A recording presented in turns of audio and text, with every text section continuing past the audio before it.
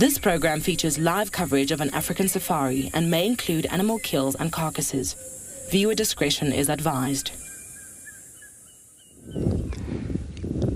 Good afternoon, everybody. Welcome to Djuma Private Game Reserve, where it's a cloudy afternoon. As you can see, all the rising. It's all full of cloudy, and this is, I think, it's going to be the whole afternoon. But this is actually where we're going to be maybe trying to find our animal that we'll be looking for this afternoon, focusing on all elephants and cats. So in the meantime, if you jump aboard to your very own live safari through the African wilderness.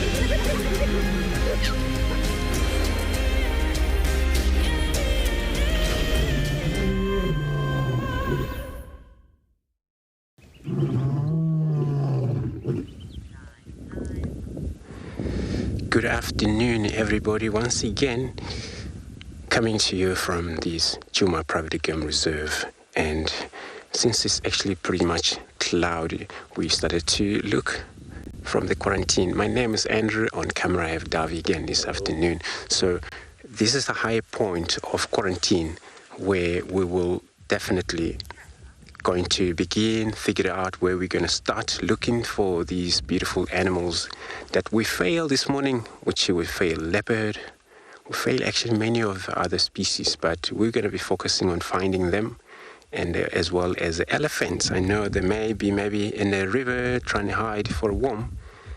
There we got this such a beautiful bird, buffalo weavers, and searching for food. In that, remember everybody, we're coming to you live. We would really love to hear from you. If you can communicate with us, sending your question via using WildEarth on Twitter, as well as at FC on YouTube. And if you are age of under 18 years, then you can still send us question by using the kids questions at WildEarth.tv. But also simple ways, you go on the WildEarth website, and then they head over to the live safari page, and you can submit your question there. We'll be answering them happily live for you.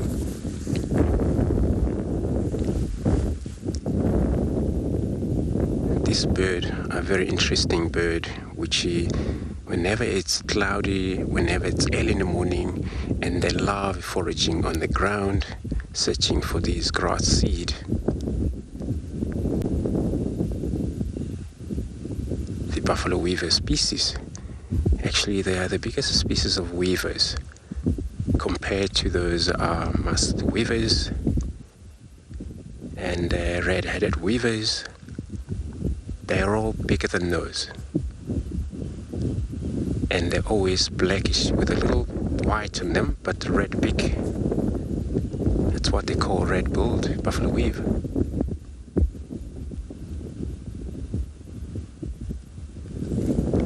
So this afternoon, Lauren, she's also on board checking. She's going to head straight into Chito. They're looking for probably Maries or anybody who she's going to find. And then myself, I'm going to be also checking around for leopard and elephants.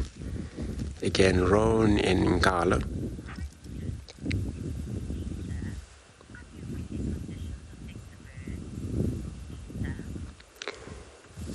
Lisa, so you want to know how do the weather condition affect the birds? So it actually affects the birds in a few different ways. Usually for them it's harder to fly directly to the wind, and that way they have to stay in one area, and though they get hungry, and then otherwise they have to go down, started to walk on the ground, get used to forage in the places where maybe they run out of the food for a long time because they've been there, or otherwise they have to, if they ever fly, they need to go parallel with the wind, which then it's a force. They don't want to go there. but otherwise it's actually harder for them to be able to concentrate on communicating among the same species. Also hearing for the safety would come from their various different animal, or such as these squirrels alarm call, because they help each other for safety, these animals and the birds. Look at this one, it's very mobile.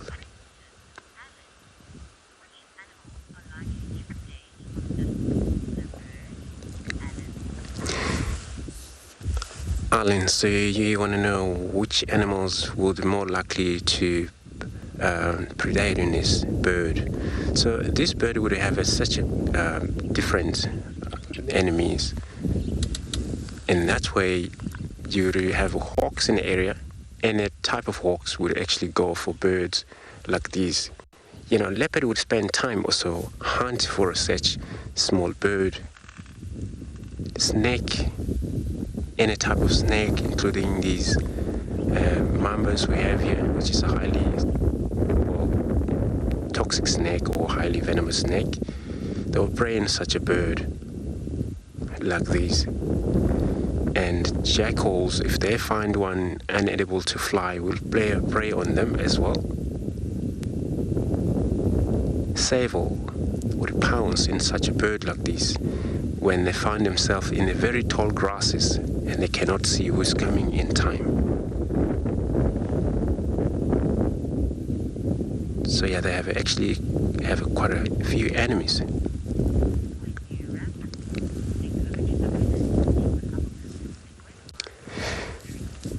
So everybody, let's go carry on. In the meantime, let's go take a look at the weather on all our various places.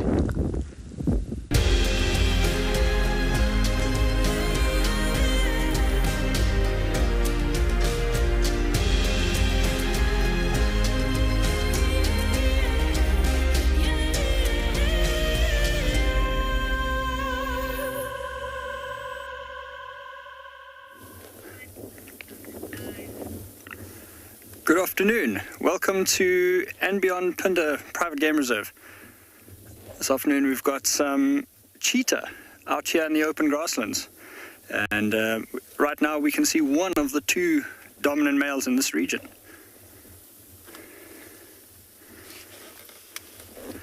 Hello and welcome. My name is Wade, and behind the camera we have Glenn with us this afternoon. So today is actually my first afternoon with the WildEarth team, so it's quite a pleasant thing to be here. And we've taken a short drive out into this beautiful open grassland, and what better way to start things off than to come across two male cheetah just sunning out on a mound. And really amazing. If you look around here, and just there behind them, massive open grasslands over here, really the ideal habitat and exactly where you'd normally expect to find cheetah. We can only see one of the two at the moment, and the other male is actually just on the other side of the ridge right now. But you can see this guy that we're looking at over here really has no issues this afternoon. Just constantly looking around, flicking that tail. Quite a windy afternoon, and the sun's quite warm, but you can see a lot of clouds. It really is quite chilly out here. So he's just enjoying that last little bit of sun before he starts moving again.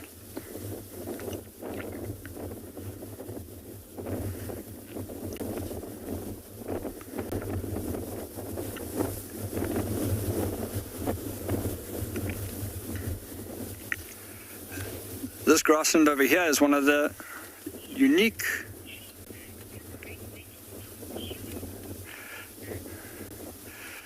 Lisa, sorry, this is an excellent way to start the show. And yeah, especially for us to come out just here in the open.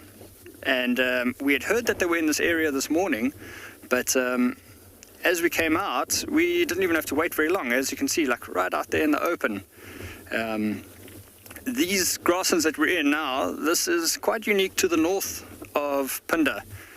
So we are closest to the area of Forest Lodge, Flay Lodge, and these big open areas really are one of the preferred habitats of these cheetah. And it's quite an interesting thing because unlike what you may have heard or seen, even though we're looking at these cheetah right now out in the open, you can actually often find them moving through the woodlands, even though their speed is unparalleled in terms of the land mammals, and a big open area like this is ideal for them. Cheetah are extremely adaptable, and over here we actually quite often see them hunting out in the woodlands. Look at this guy laying down now, rolling his head in the grass there a little bit, maybe having a scratch. It's amazing how alert they are. Even though they're one of the big cats, they're still extremely aware of their surroundings, looking for both prey and other predators.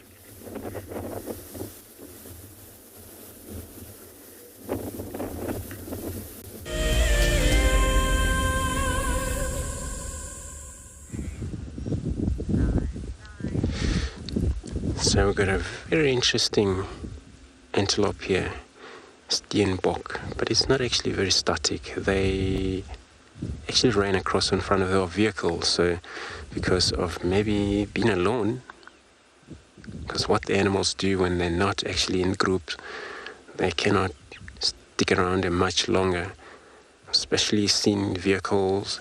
They don't get used to it. So it's gone. Probably maybe we're gonna get another view as we drive forward, but for now it just disappeared. What's a steenbok?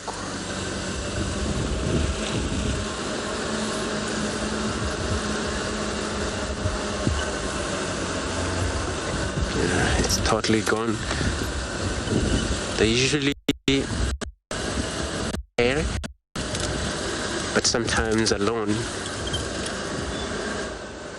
So it happens that the male would be in the area, and then you got a female that also may be in the area. But once partner move different way, most especially male, they gotta practice their scent marking, patrol their boundaries, while the female, she's taking it easy around within that male's territory.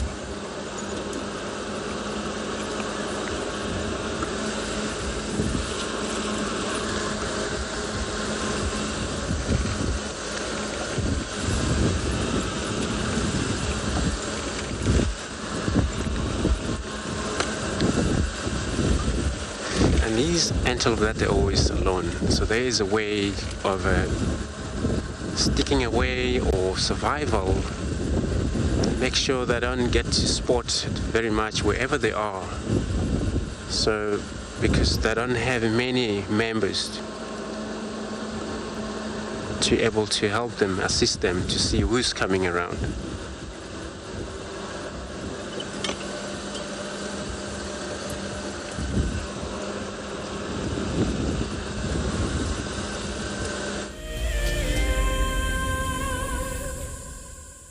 Good afternoon, everyone, and welcome to Team Wendy.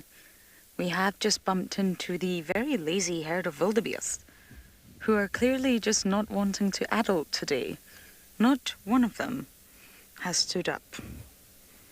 Look at that. They're on Philemon's cut line as well, which is rather unusual. They are the normal herd of wildebeest that we do have on quarantine. But yet they have clearly decided to migrate to Philemon's cut line. Good afternoon, my name is Lauren. I do have BK on camera. Today is no ordinary drive for Team Wendy though. It's not just the two of us. It's my absolute pleasure to introduce Sinette to you all. She is a holder of the Ticket to Dream, and she is joining us all the way from sunny Joburg. Yes. Welcome. Thank you. Oh, that is Finoti interrupting our segment. Sinette is here staying at Timbeta, and she's just decided to join us. So welcome. Tell me. Thank you. What would you like to see today? Well, can it be so blasé to say I want to see the leopards? Of course. Preferably Mareebs, because he's such a naughty boy. He's got such a personality, so I would love to see him. Perfect. I know it's a little bit difficult because of where he is, but hopefully we can try. I would have loved to see Ribbon and the clan. Yes, I do like hyenas. But I know that they're also a bit scarce these days, so pretty much just anything. I just love to be here. It's been more than a year coming, so just excited, yeah. Well, we are over the moon to have you, and I guess Mareebs is not too difficult. Where Sonette is staying, they're not able to traverse Chitwa, but we can. So we'll head there. We'll also head into Torchwood. We've heard some rumours about lions around Torchwood Dam. And as for Ribbon, no. I don't even know where Ribbon is. But I'm very glad that you're a fan of hyenas. Not everybody is a fan of the old spotted hyenas. But we shall do our very best. But back to the wildebeest of today. I feel like I can't drive past them. I think that would be very rude to wake them up out of their clearly lazy day. It's one of those days where the sky is very heavy. It's completely overcast. The sun did not pop out as I hoped it would, and it's chilly. But to find the wildebeest here, sometimes that's a clue that there's a predator. Willie, you're saying cloudy is good for the animals. Absolutely. I don't know if it's good for them, but it does mean that they'll be moving. It's cold enough to see animals moving at this time. Yesterday at this time, Beaky and I were hiding in the shade. We literally stayed in one patch of shade for an entire hour, but it was worth it. We had some incredible sightings. But on a day like today, they will be moving. And this morning, leopard tracks, female leopard tracks were called in. So we may as well scratch around Treehouse Dam. I feel too guilty going past them. Are you guys really going to make me go the long way around? I think they are. Okay, long way round it is. This is how much of a softie I am. I don't want to barge past them and wake them all up. So we're going to do Treehouse Dam, Twin Dams, and then eventually make our way to Chitwa. Okay, so as I bumble the long way round past the wildebeest, we are going to send you over to Ngala with a guide we haven't seen for a while.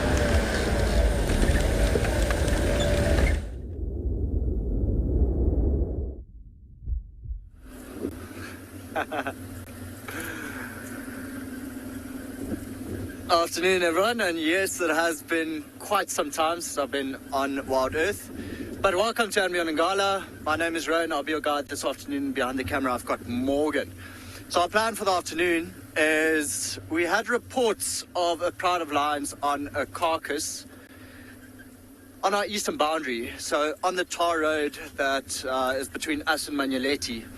So we'll actually head into that area. We don't know which pride it is, we don't know what carcass they're on, but we are just going to venture in that direction. Sadly for that means we had to drive south, and I think, as I said on Djuma, the weather is dismal.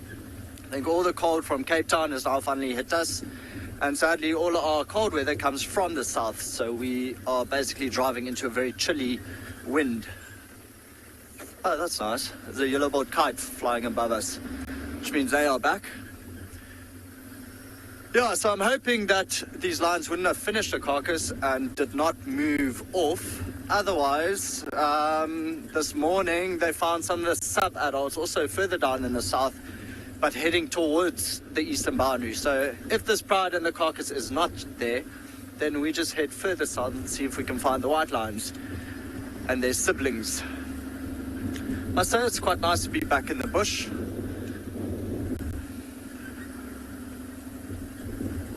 So as we go, to see if this pride is still there, I'm going to send you back over to Wade on Phinda and his cheetah.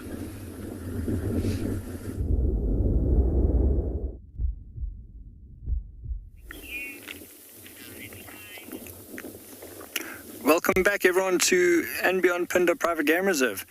As it is quite windy over there with Roan, we have a fair bit of it ourselves here, and we're still with these two male cheetah. And we repositioned just a little bit, and you can see the one that we were looking at just now is up and about, sitting up straight, looking around. He's quite attentive this afternoon, and just to the left of him at the back, we can barely make out the other male. He's a little bit more relaxed at the moment.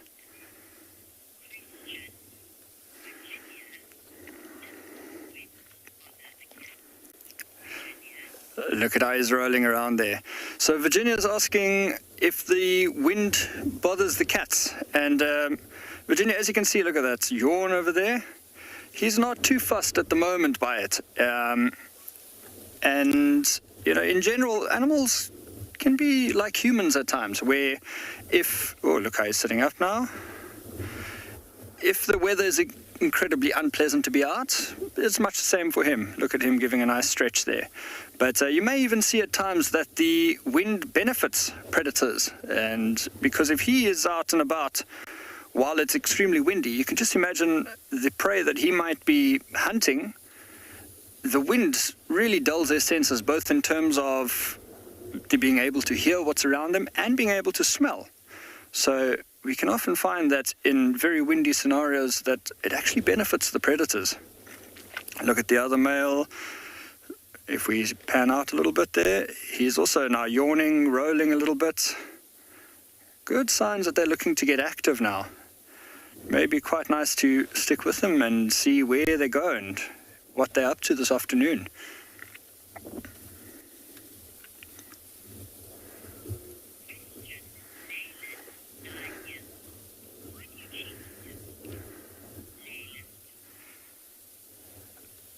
So I've just got a great question from Leyland. Leyland, it's always amazing to have our younger viewers inquisitive and trying to learn. Oh, sorry, if we pan out just a little bit to the left there, Glenn, there's actually a warthog running towards the mound. 2 warthogs. I wonder if this cheetah are going to see them. So Leyland's asking why cheetahs have spots. And Leyland, firstly, that's to help us differentiate it from the leopard, which has rosettes. I'm just joking. The spots are mainly a form of camouflage to help break out the solid outline of the cheetah. So it really helps them camouflage while hunting prey, just like these 2 warthog which have run around the bottom there. These cheetah don't seem too concerned with them just yet. This male is having a little bathroom break at the moment, and the other male has just walked a little bit further on along this little ridge, and he's stopped to sniff just out of sight of us at some grass over there. But we haven't seen or heard any sign that they have seen the warthogs or that the warthogs have seen them. There's the other male back up. So I saw at least 2 warthogs running past just to the side of them. And warthogs are quite a tough prey for an animal like a cheetah. So they don't often go for them, but 2 males like this, you know, they do have the ability to hunt warthogs. So it would be interesting to see what happens now.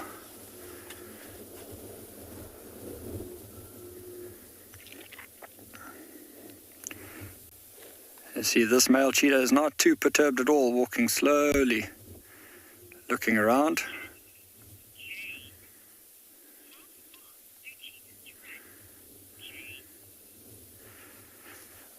So we have a question from Jane. You're asking how fast cheetahs can run. So cheetahs are officially the fastest land mammal on Earth.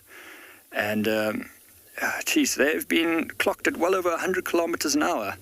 As far as I understand, the top speed ever recorded for a cheetah was 112 kilometers per hour. And you can really see it as this cheetah's walking away from us, that long, slender build. They really are performance athletes. Oh, look, there's the 2 warthogs. They've just run to the right-hand side of them. The warthogs must have seen them and taken off. But the cheetah, completely indifferent to them. But as I was saying, Jane, these cheetah, while they are extreme performance athletes and are capable of these incredible speeds, they can't sustain that speed for a long period. So they're actually sprinters only. And, for example, if that warthog, even though isn't capable of nearly the same speed, if they get enough of a head start, they have far more stamina, because you can imagine the amount of energy required to sustain a high speed like that is just phenomenal. Our two cheetah have sort of settled at the top there, having a look around. Clearly not too fussed with hunting at the moment. It's still quite early in the afternoon. You may see as the day goes on that they start moving around a little bit more.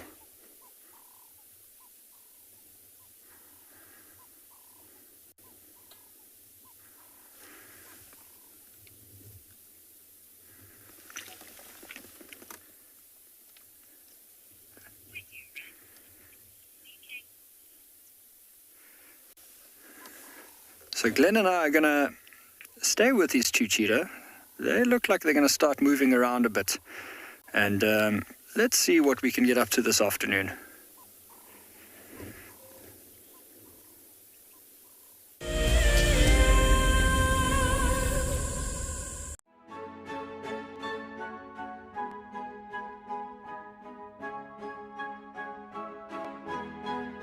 The Wildlife and Environment Society of South Africa, WESA, encourages people to care for the earth. Through innovative projects, they aim to reverse the serious issues that we face in the world today. One of these projects is Green Coast, a proudly South African award for sensitive and well-managed coastal sites. This sustainability project protects our national coastlines while providing unemployed youth with a love for their environment and a hope for the future. WESA is a membership and volunteer-supported organisation. Every supporter is helping to change the only earth we have. Visit our website to see how you can help care for our earth.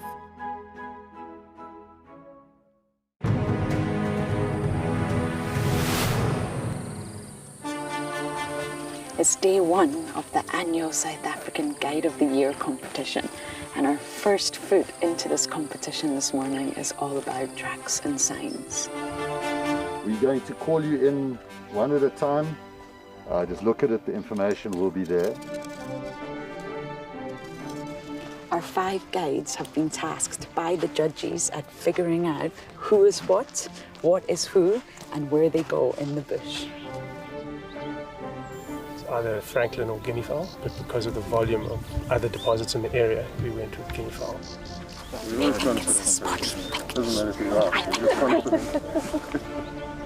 Detailing the surrounding that you need to look out for tracks. The details is very important.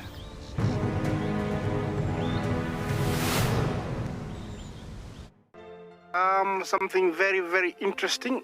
I didn't plan this, but this is a scene rarely seen. This is what we call a journey of giraffe. So beautiful.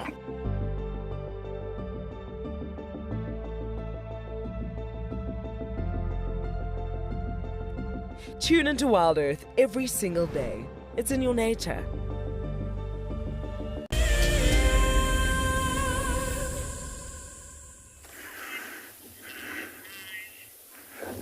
Good afternoon, everyone. Welcome back to the north of Phinda. We are still here with these 2 male cheetah, and they've actually settled down exactly where we last saw them. As you can see, still quite a bit of wind. It's picking up a little bit more now, actually, and you can see more of these clouds rolling in. As we look over there, there's actually some smoke out on the horizon, and this time of year, middle of winter, actually nearing towards the end, it's very important that a lot of the reserves keep doing fire breaks and even start burning small sections of the reserve just to prevent any wildfires from getting out of control. But we can just see the head of that cheetah poking up above the grass. As we saw them start to get active, like I did say earlier, it's a little bit early in the afternoon, so it's not uncommon to see the cats get up in stages. Their little stretch, the yawn, the roll, they get up, we have done their ablutions, moved along, lay down again. Just looking at a different section of the grassland now.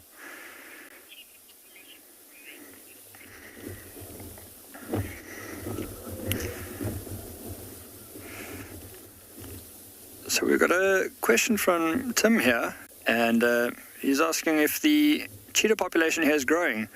It actually is. Phinda has been pretty much at the forefront of cheetah conservation in the last while, since Phinda started actually. But while it is normal to lose cheetah here and there through natural mortalities, old age, injuries, other predators, we've actually been extremely successful here. And it's not uncommon to see little cubs every now and then. We have a female with cubs at the moment here in the north of Phinda, and I did hear the happy news just this morning that another female cheetah in the area, not too far from where we are at the moment, has been seen here that is quite heavily pregnant. So that's an extraordinary thing, which we are really, really excited for, because can you just imagine to have, maybe in a month or 2 or 3's time, to have these little cheetah cubs moving around in this area. I'm really excited for it.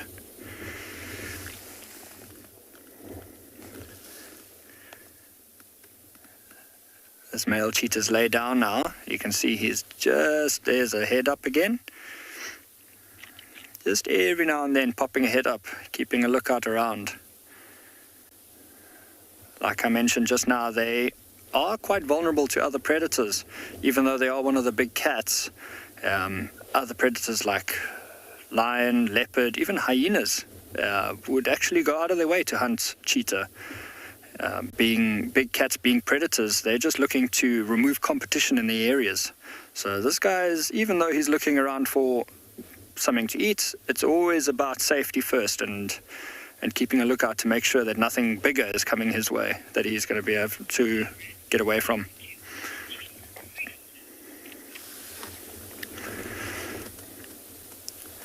So we're going to stay here and have a look to see what these cheetah do. We might even move around to see if we can get a bit of a better view from the other side.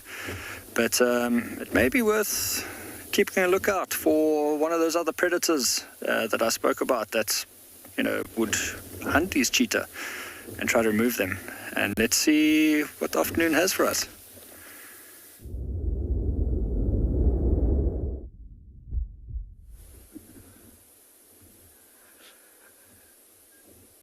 So, Morgan and I have just been sitting here giggling the entire time, because that lioness that we are focused on literally looks like she wants to kill us. Every time we've moved, her ears have gone back and her tail's flicking up and down, which is bizarre. So I can honestly tell you now, I don't think I've ever seen these lionesses. There are 2 of them here, both of them rather skittish. So yeah, I don't think they are from Ngala at all. They might have come from Kruger, might have come from Manyeleti, and they just know they are in an area where they shouldn't be. That tree is just placed perfectly between us and the other lioness. But you can see full belly. So between the 2 of them, they've managed to catch a wildebeest. There's still quite a bit left of the wildebeest. I would say maybe 40-50% of the carcass. And so every now and then it looks like she wants to sneak towards it, but then she takes a glimpse at us and the ears go back again and the tail starts flicking up.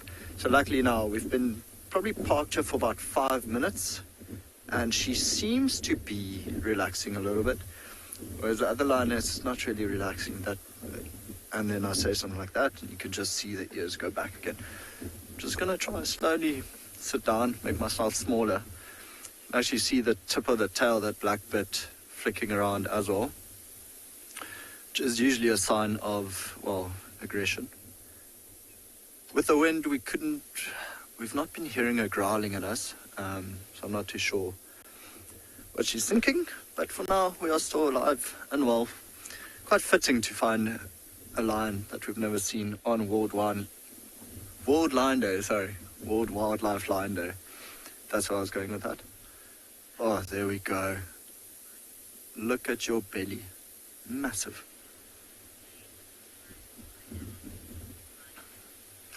Michael asking, could the Birmingham split again with the current dynamics?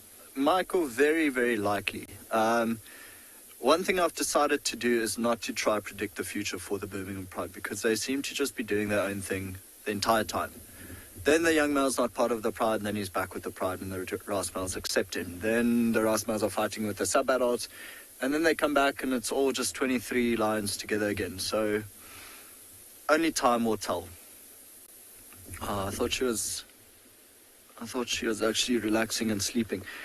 The issue with these lions are they are literally on the eastern boundary, so they're right next to the tar road, which means there's a lot of vehicles coming past the entire time. And so every time a vehicle pulls up, she'll lift her head to look around. Luckily for us, we're the only ones that could actually off-road in this area and come get a better view. And I think the vehicles from the tar road, they're struggling a little bit. What they managed to do is take the wildebeest carcass and stash it underneath a knobthorn to try hide it away. It's quite a thick area. Sir 50, I completely agree with you. And this to me is such a large selling point for Ngala, is that we are 14,700 hectares with no fence line. I mean, we've got a fence line way south, but I mean, we are open to Manyeleti, we are open to Kruger, we are open to Thorny Bush, and we are open to Timbavati. So it happens. I mean, you could drive out here and see a leopard that you've never seen before, cheetah you've never seen before, lions, elephants, literally anything could come and go as they please. So it's absolutely wonderful. Especially seeing a lion that is so just not used to vehicles, not habituated at all. And we are sitting probably about 40, 45 meters away from her, and she's not happy with our presence. Now you can see she's starting to relax. It's not like I'm trying to whisper or anything. So she's finally, but I think the belly's a bit too full as well, so she doesn't want to move. I think in a little bit we might actually try reverse. What do you think? Maybe half a meter, so we can show the other lioness. Just I'm quite frightened to start my car because of the looks she keeps giving me. Let's try that, Morgan. I'm gonna go just half a meter back.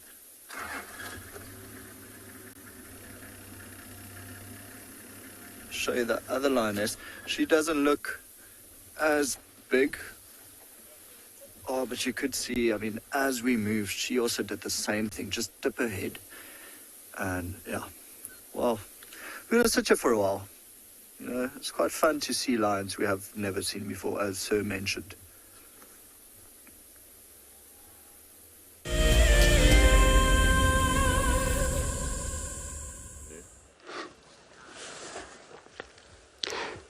So we decided to come up here because from the way distances, it was a visual of elephants. Actually very difficult to determine exactly which position. The minute you're in the area from the far, then it sound or look easy for you to get there. Maybe when you get there, maybe you're in a wrong position because we were on a far side.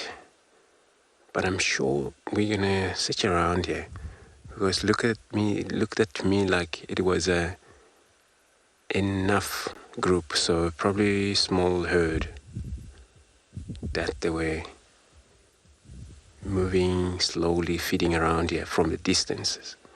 So I don't think we're gonna keep missing them all a lot as we drive along.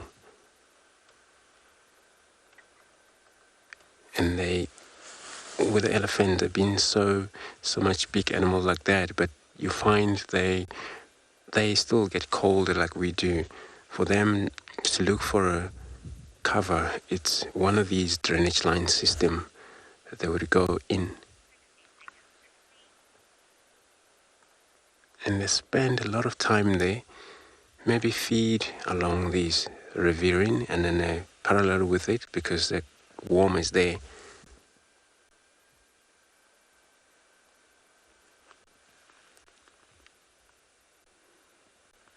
But eventually I think we may bump on them because somehow they're going to have to go look for water. In that case, they're going to have to move out of the cover, search for water.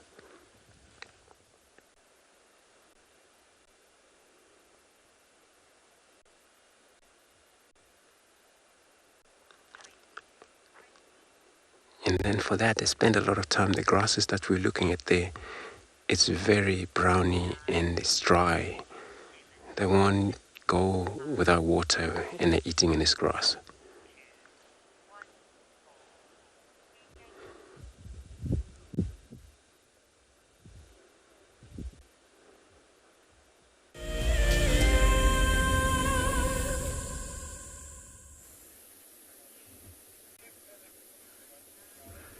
Right, so now we are focused on the other lioness, and even she has now kind of relaxed with our presence. And this is just, I mean, majority of the time, or a lot of the time, actually there's the only way you get to habituate animals. They are now looking back at, well, she is looking back at a van that is parked on the tar road, and one guy just opened his door. It would have been quite fun to film as he walked towards two very angry lionesses. But what a cool shot with the hooded vultures in the background in this lioness. You can actually see a bit of a pinkish tinge on her cheeks, around her face. So she has been feeding last compared to the other one.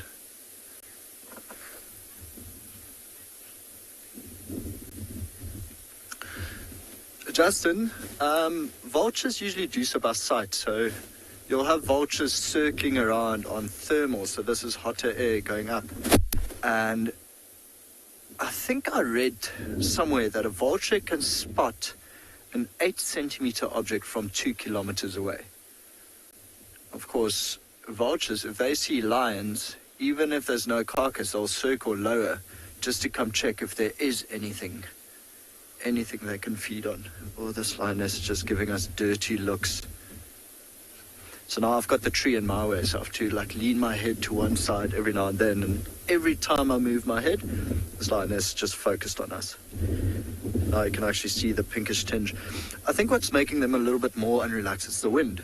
So it's perfect for them to hunt in, but two lionesses being in different pride's territory would make them a little bit unrelaxed. Roaming Rhino asking if we should avoid eye contact with big cats. No, in all honesty, I mean, I also heard that before I started actually guiding, and one of my favorite things to do is actually make eye contact with big cats. It definitely makes you feel small, it makes you want to look away, but it's the most amazing feeling looking at something so dangerous. And I've never been charged by a lioness just by making eye contact. So I've mostly heard it about leopards. If you're on foot and a leopard charges you, you have to look down.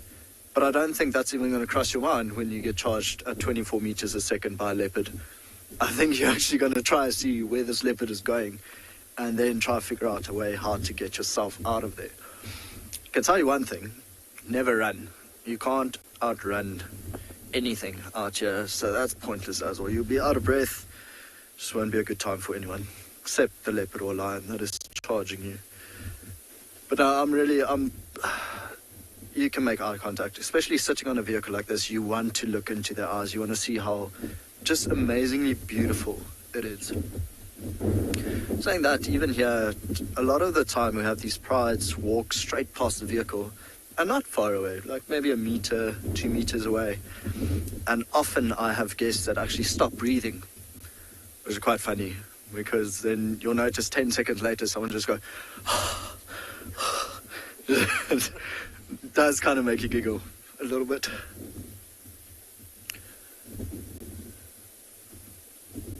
So I actually want to chat to one of the rangers at Manyeleti and ask him if they know about two lionesses that might be on our side. Anyway, so I'm going to still just sit here for a little while, see if they get a little bit more used to our presence.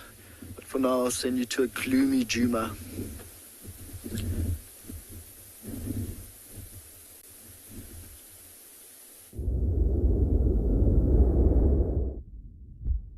Thanks, Ron. So we are looking at these flying bird, which is a butterleer. Not sure what is up about here, because usually they are a carrion. They eat meat very much, but it's actually very difficult to keep that on a camera. And then here, closer to us, we got a elephant, a male elephant. As you can see, these tuskers. Oh, these bird is back. One of the juvenile butterleer. And sees not much of the color that changed there yet, so still showing pretty much of the brown color.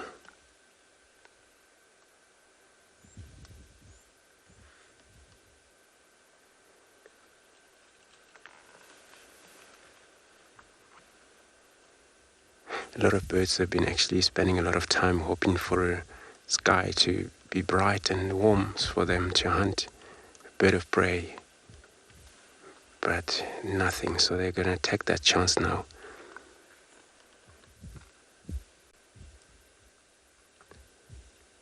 So we saw a group of elephants from way distances, and then we get into this position, we see one bull.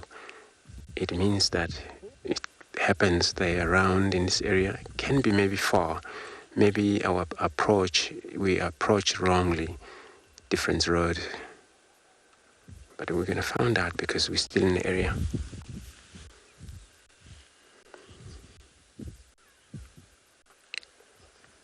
Now with this eye contact, Ron was just talking about, of course, then you have to do that. You have to look at these animals. If you want to talk about cats when they don't get seen or spotted, they believe that they can pounce on, because then now you have to stalk. But face to face, then they can realize that you actually own them, you watch them, and there's no chance they can take any actions. But with an elephant or any other animal, so it's going to be that way. Eye contact is one of the best.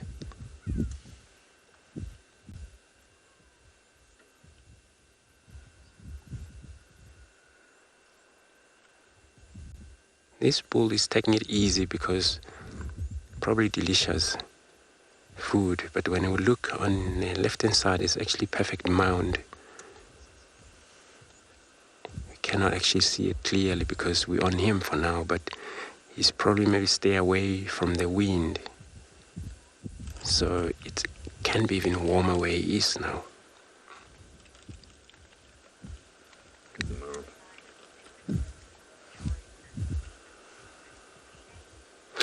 So everybody, let's take this a silent moment and enjoy this scenery and elephants feeding.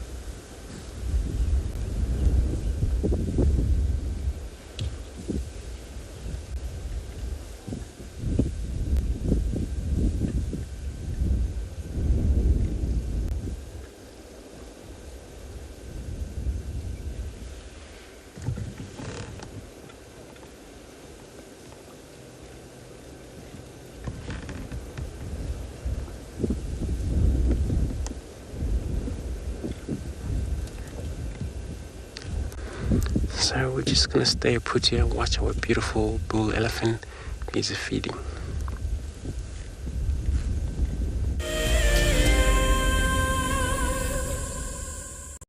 The Endangered Wildlife Trust fights at the forefront of conservation, across the vast karoo and sweeping grasslands, in remote pockets of forest, along road networks, across African skies, and in communities to conserve our wildlife and wild spaces. Help us to protect forever, together. Donate now at ewt.org.za.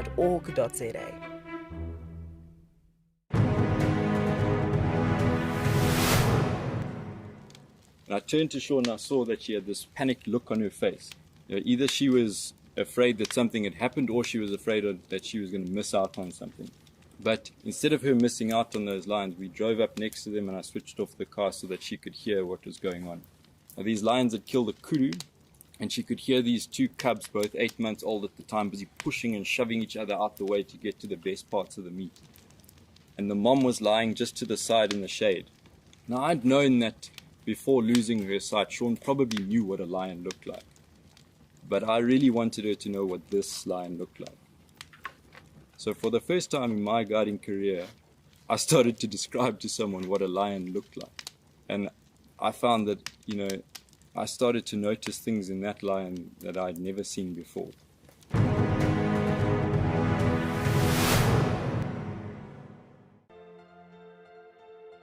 This is a battle of two great carnivores of the African wilderness. Whew. Whoa! You don't want to be under those jaws.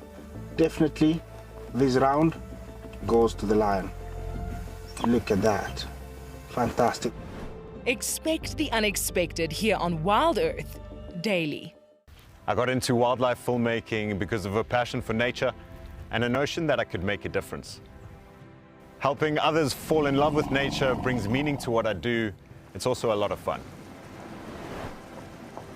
A couple of times per week, we receive some very heartfelt messages from viewers telling us about how WildEarth has made a difference in their life, whether it's helped them through a difficult period or simply helped them to reconnect with nature.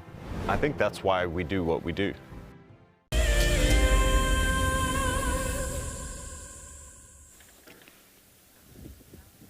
Look who I've found, everybody.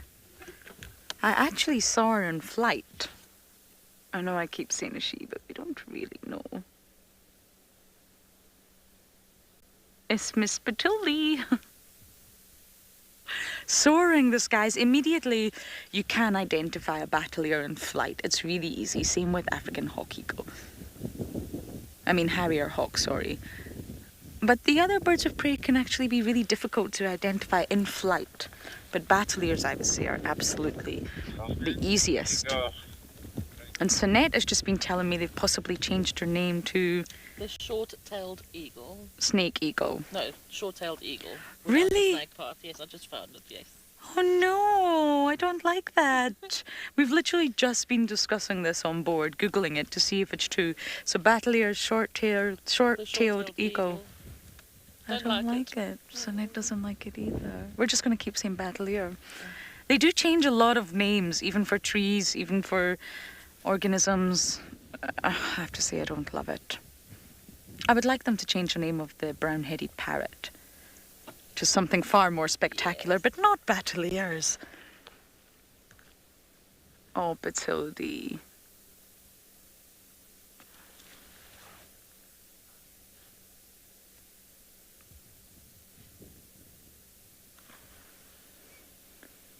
Beaks, did you get that name? Snippet. I would say they do, because of their hunting methods. So you've got to think of sort of their lifestyle. And the birds, for example, like waxbills that are just going to slowly fly down to the ground. Look how cute Batilda's being. Pick up seeds, pick up small things on the ground. That doesn't require as much precision as being a raptor, where you've got to swoop down and pick up your prey with the talons, especially the likes of an owl. An owl not only does it at night time, well, most owls are not all nocturnal, but they swoop down and they can actually pick up prey, birds, mid-air using their talons, and that's got to sort of require a remarkable amount of accuracy. And that's going to require vision. Got to have a great sort of depth of field from high up in the sky. Imagine spotting that bird that you want. There's the adult. And do not know if this is mom or dad before anyone asks. But that's going to require a lot of precision. So I think birds of prey absolutely do have better eyesight. It's very, very accurate. I mean, vultures can spot the 6 centimeter object, 6 centimeter, from 1 kilometer up in the sky. Now that's amazing, and they can do that because that's how they survive. They need to be able to see in order to eat. That's their primary sense at the end of the day. And I mean, a vulture's eyes is very specialized. They have 2 lenses, and one lens is actually to see the broader landscape, so almost like a fisheye. I don't know if any of you are photographers or you've taken photos underwater, but you get a fisheye lens, and it's not necessarily to take photos of fish. It's to give that really, really wide sort of concave look to your photos. So they have one lens on their eye for the landscape, so that they can see far and they can see wide, and then they also have a second lens on their eye that magnifies objects. So when they're looking down at that small little 6 centimeter object, it's magnified so they can see exactly what they're looking at. So in answer to your question, yes, they do have much better eyesight. Sinead actually said she's already met Batoda. But here she is again. It's funny, Davi sent me a message yesterday. Batilda's hanging out with the battle ears and Nadonis. Yesterday we had lots of vultures around, lots of battle ears, adults and Batoda, and she seems to just be, well, growing up. It's been such a joy to follow this one. And I must say, it's not usual, or it's not common, to follow birds of prey the way we've managed to follow Batoda. From the minute we saw Mom sort of incubating, we obviously didn't see the egg naturally, but then we saw the chick, and then we've just followed her as much as we can to this. And now she's probably the most habituated short-tailed eagle you will ever find. That name is not going to fly with me. Battler is so fabulous. Battler. No, short-tailed eagle is definitely not going to work. But we are going to slowly make our way to Chitwa now, and we're going to send you guys over to Ngala with some vultures.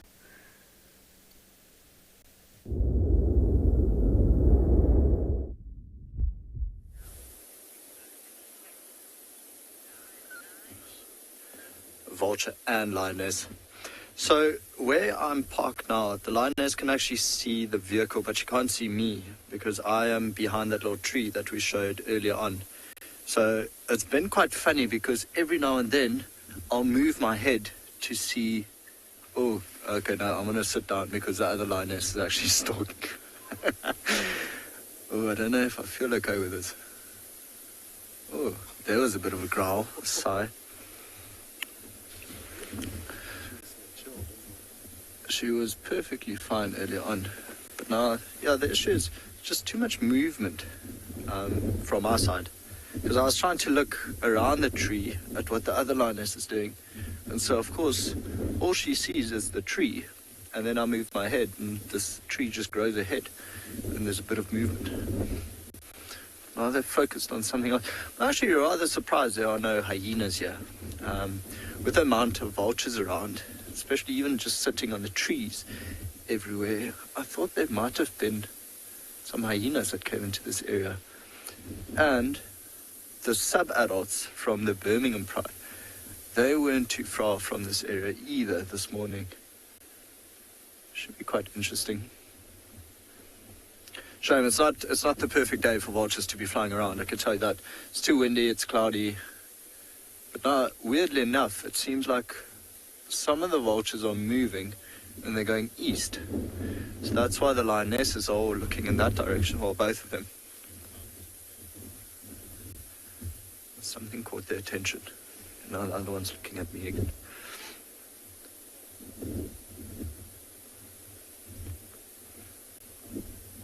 So I'm not too sure where they came from, in all honesty. Can you imagine maybe from some other wilderness block in Kruger National Park? Just because of their reaction to vehicles. So Manyeleti's got its own private game reserves. So they shouldn't have skittish lions. We shouldn't have skittish lions. There used to be 2 lionesses with Koppie's Pride that had 7 youngsters, but I know one of them died.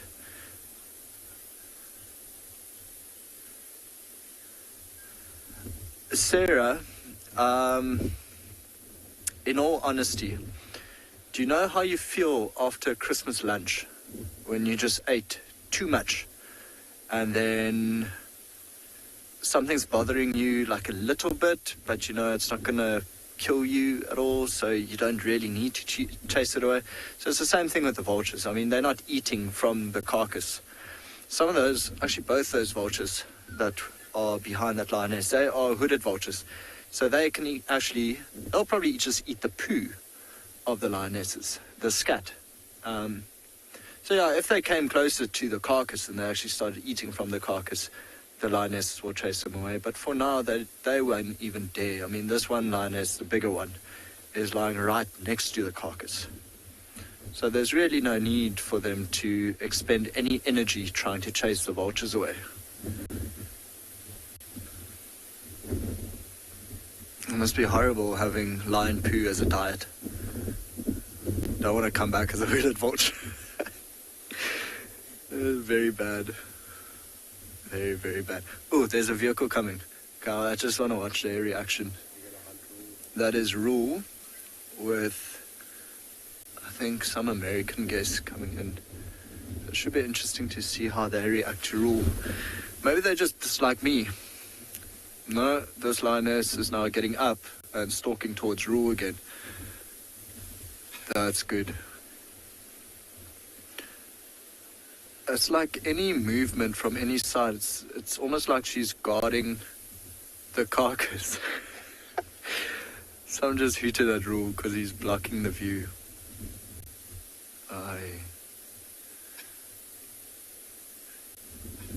I could sit and watch this all day. It's very good entertainment for us going on.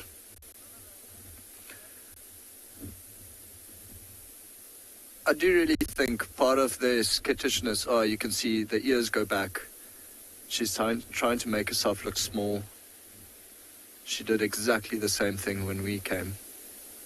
That's a huge lioness. I know she's eaten quite a few kilograms of that wildebeest, but it's really a big, big, big lioness. I mean, she's got a very large face, a lot bigger than the other one.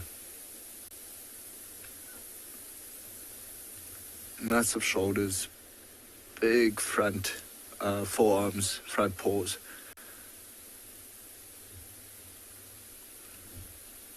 But yeah, super nice to see animals we haven't seen here before, especially lions, on World Lion Day.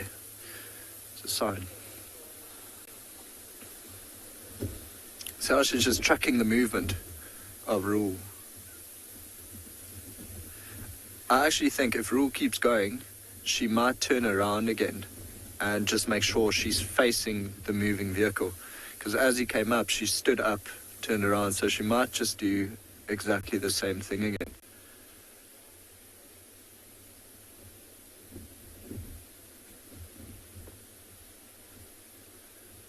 Well, the good thing is now they're not, all their attention is not on us anymore. I'm feeling a lot better.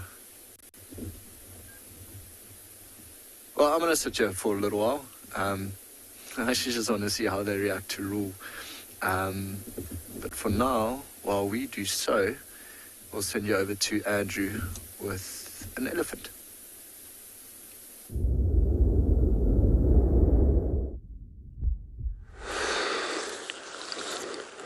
Thanks, Aaron. Good luck with these. Look like a little skittish of a lion's pride, so it may happen when they're new in the area, getting used to all of how they treat it there. So it's usually a way of wild animals, but we're still sitting here with our lone male elephant still where he hasn't actually changed that position. He's still sticking there, feeding. Probably he's got a very favorite plant that he's feeding on there. I just checked. It looks like it's one of these knob thorns, one of the young knob thorn trees that he's busy going after.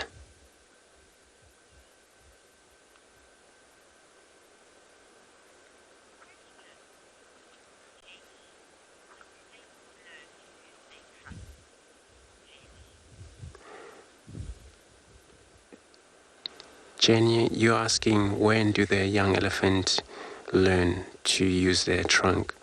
So it takes actually quite a while for them. So until they anything from completely a year, and this is when they were able to use it properly. By 3 months, 4 months, not really well trained, but at least they can still use it to actually get soft material feed by 6 months there, but they're still not properly trained. So fully trained, it's a full year or year and a half.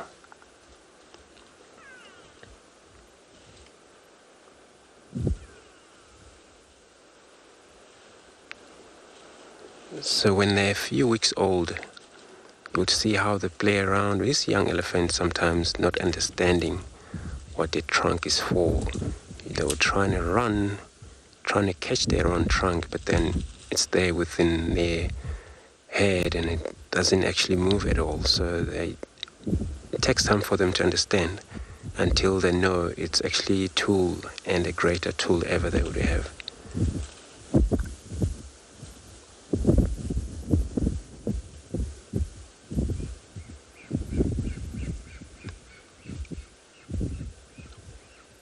Tell how this thorny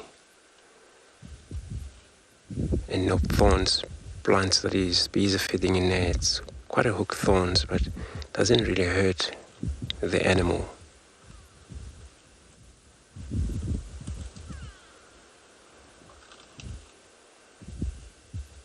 Their tongue, it's very strong. The mouth, it's very strong where they handle these small thorns. That is nothing really. Sometimes they would chew on these very strong thorns, robust thorns, which can spike on any animals, humans, but on elephants they can chew and swallow right away.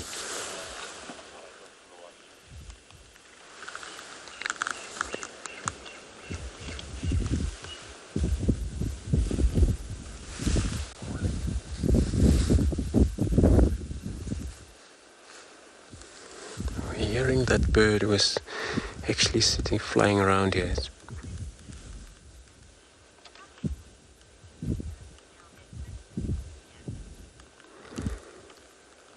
So you're asking how to tell between a female and a male elephant. So usually male, they're double size compared to the female. In size, they go bigger size. Where even we're looking at these, I would say he's not there yet. He's growing up, but he's not actually this decent bull that we see around here. He's probably still heading up to his early 30s or 25 there. But you can see already size way too big. He would actually even bigger than the female that we have around here.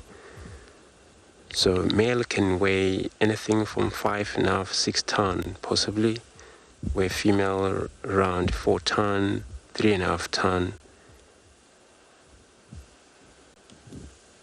And their tuskers for the female, it's very thinner. We're looking at this elephant we have here, the tusker is well developed and wider, thicker. And that's a male that would have these, a thicker tusk. Around the head also, you can tell looking at the head, which male they grow around the herd, and then female would be a square head.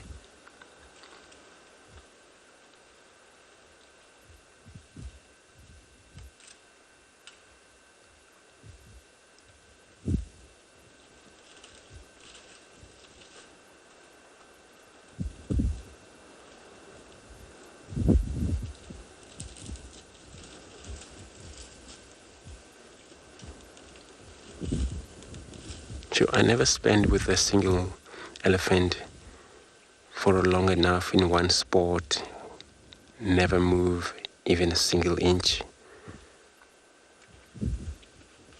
So this is such a cool.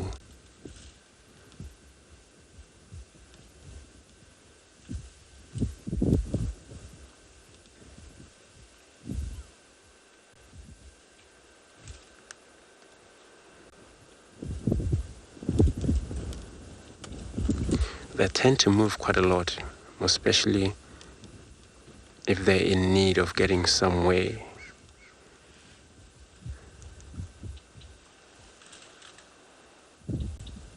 That bird of prey is still calling about, flying around behind us somewhere there.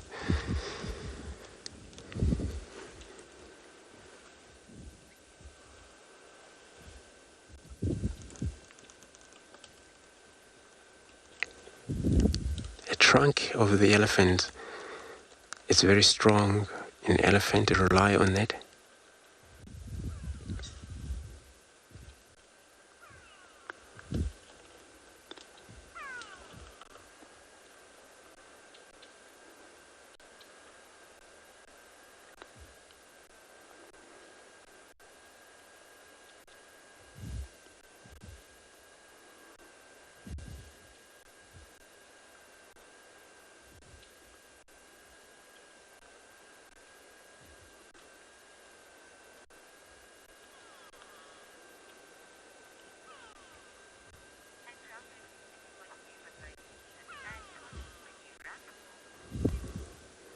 Just gonna be watching him as he's feeding right here.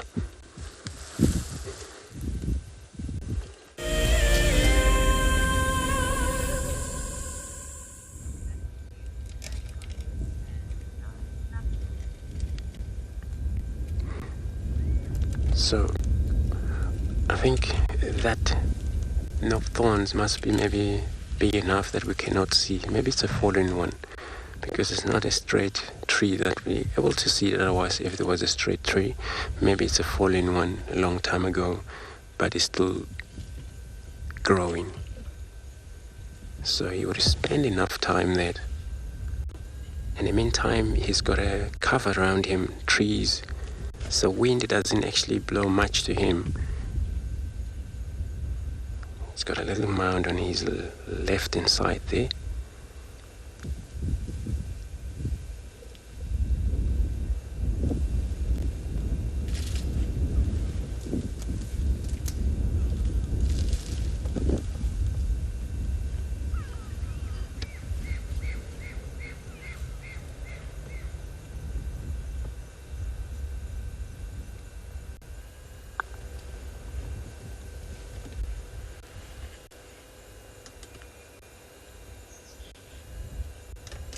Doesn't really mind about being in a company of other member, because the male, they don't really always have to stick with the females. They all separate sometimes, and then they come across about 7 or 5 bulls in the area moving about. But of course, if the female came to an area, it's fine. He may be hooked up with them, but eventually he would leave them go their way.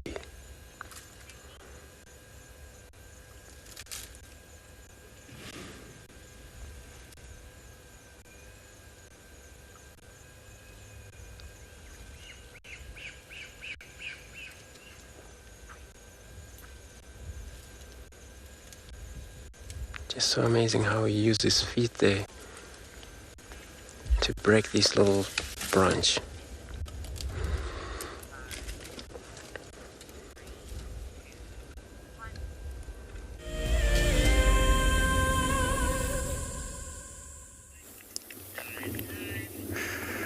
Welcome back to the northern grasslands of andBeyond Phinda. We were with the cheetah just now, and shortly after we last saw you guys, they got up and started moving around quite a lot. They were just up on that side, and they crossed from the grasslands out into the woodlands. We tried to follow them initially, but lost them between the trees, which is quite an interesting thing, considering We were chatting just now about how the cheetah like to generally stay out in the open grassland, but even here on Phinda, they are incredibly adaptable and often move through the woodlands both to hunt and on their territorial patrols. So we may go back there a little bit later to see what's happening, but for now we've just been moving out through these beautiful wide open grasslands.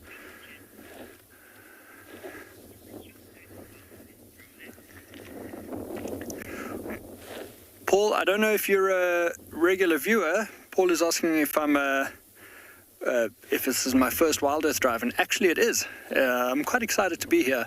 I generally drive in the north of the reserve. I work at the Homestead Lodge, but I have been fortunate enough to drive at all of the lodges here on Phinda.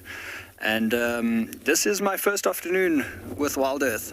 So I'm quite excited to be here. It was really great to see the cheetah just now. And as we're moving through these open areas, there were pride of lions seen not too far from here, so we're heading in that area now, in that direction, to see if we can try and find them. But it is always worth just sort of stopping and taking a look at what's going on around us. As we're sitting here now, quite windy and a little bit of rain actually.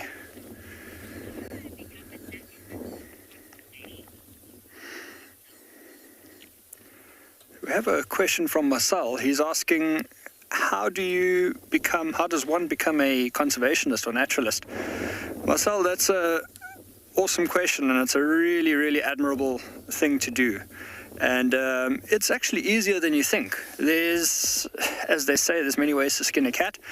And you can do it by studying something like conservation, game lodge management. With a basic conservation degree or diploma, you can move into the research field. You can work in various aspects of that.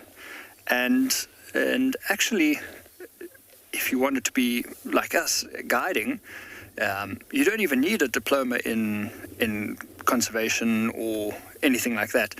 All you need to do is do your national field guide qualifications. Depending on which country you're in, it would vary. But for example, here in South Africa, we have the FUGASA, the Field Guide Association of South Africa. And by registering through them and doing the field guide qualifications, you can do that, sometimes correspondence with exams, or you can do it through a training provider, accredited trainers, and yeah, you can end up in a place like this.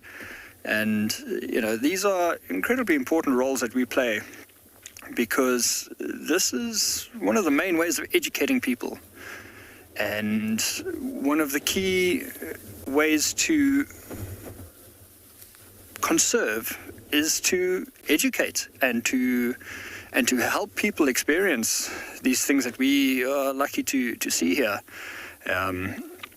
So never forget that importance of the guide, you know, and just in terms of bringing this joy to other people.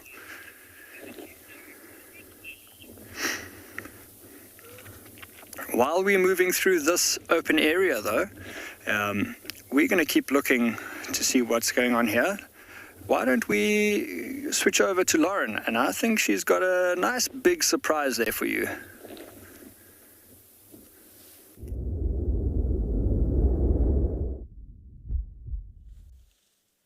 Having a little bit of trouble with this bull here. He's been very naughty. I wouldn't say overly aggressive, but that branch that's broken to his left, that was a branch just a minute ago. Yes, Mr. Bull, you're so gorgeous. Now we just want to keep moving. You will not let us keep moving.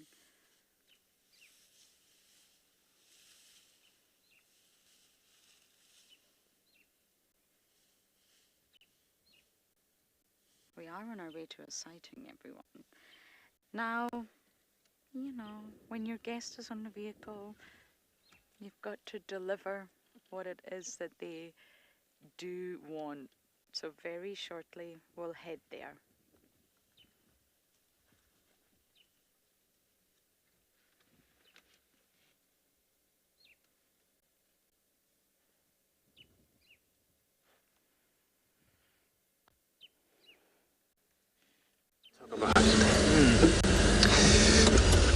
Everybody, firstly, just so sorry about what happened there with Lauren, but we got a very interesting tree. I know we were stopping with the elephant, that single bull elephant, but there on a distance you see that marula tree that is actually happened.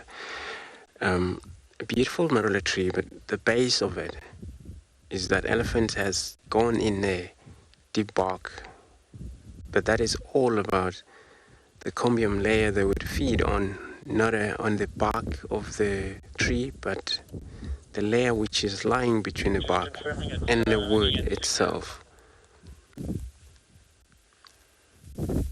Some trees, when they're lucky, they would actually only be in the bark sideways, one side still connected. That is a chance of that tree maybe survive for another few years to come. And many of these trees, once they're all deep bark around, eventually they're dried out, because just like a skin,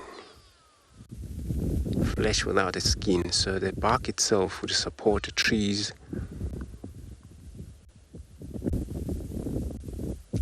And the water that is transported from the ground to the top, it will just go dried halfway before the branches. And that is all result in dry of that tree.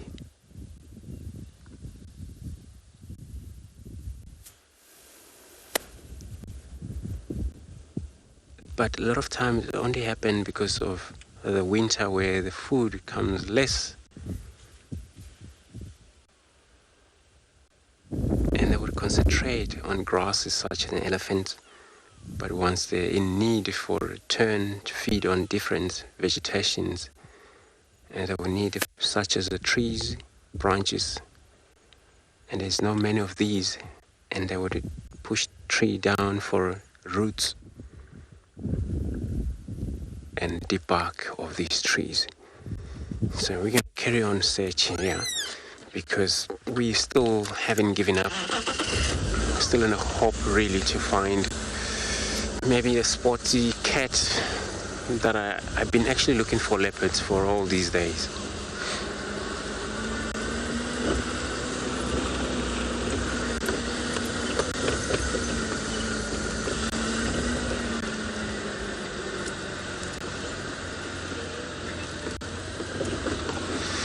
So everybody, I'm gonna be bumbling around searching for my cats. Meanwhile, the Ngala, they already got their cats. Let's go over to them.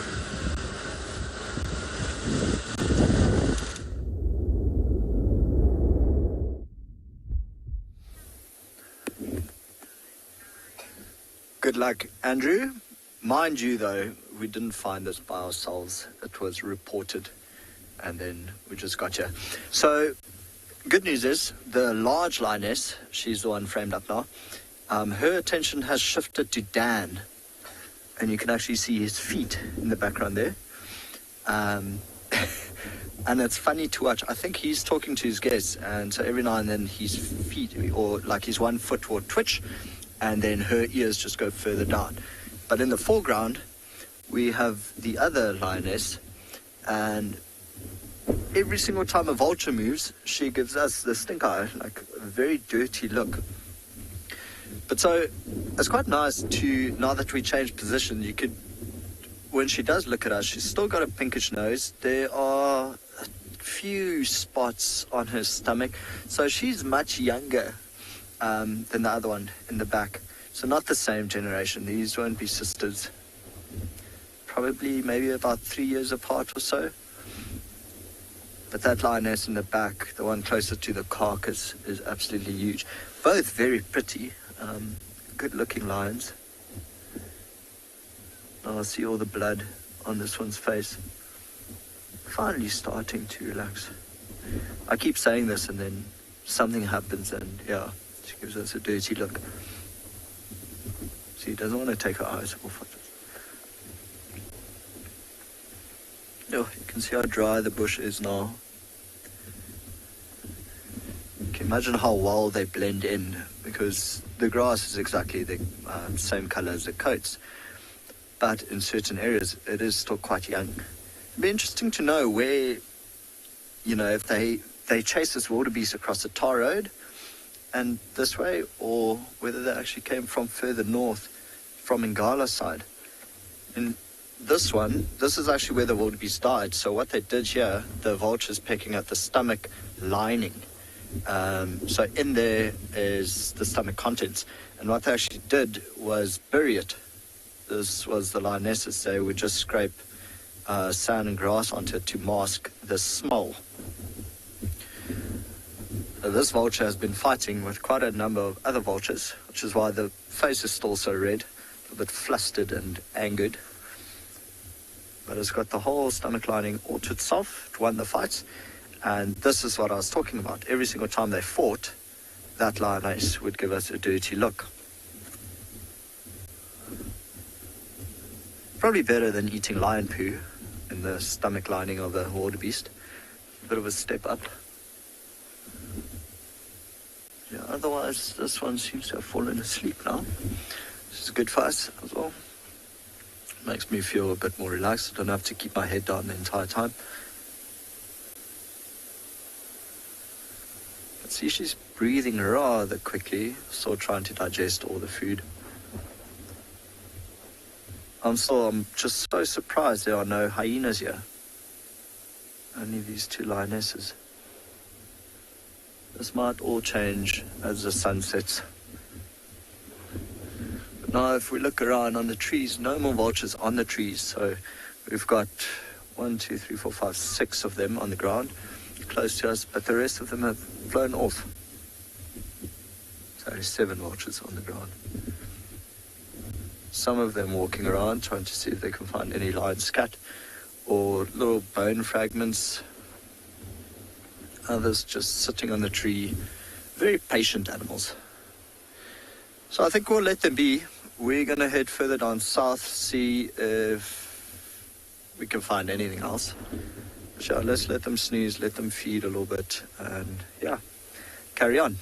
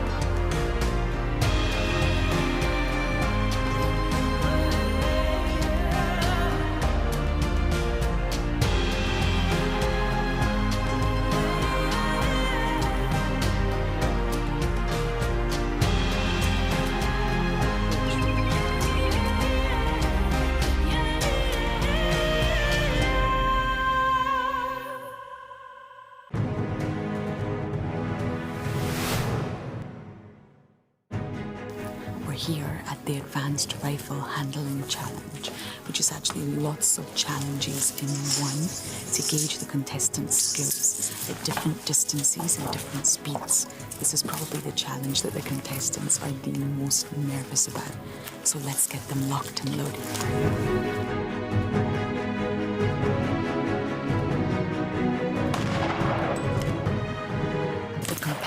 Are now doing the Hales halt, where they have to run back and forth to a target, turn, take aim, and shoot.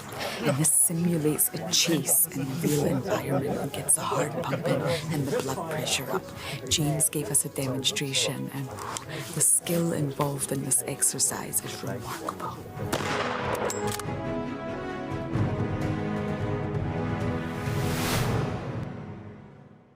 Looks like it's a very difficult climb because every time it tries to climb, the ground is breaking, so it slides down. But it's the only one. Look at that. That is the call of desperation with a cub. It's like, what are you doing, mommy? Oops. Oof. Expect the unexpected here on WildEarth Daily.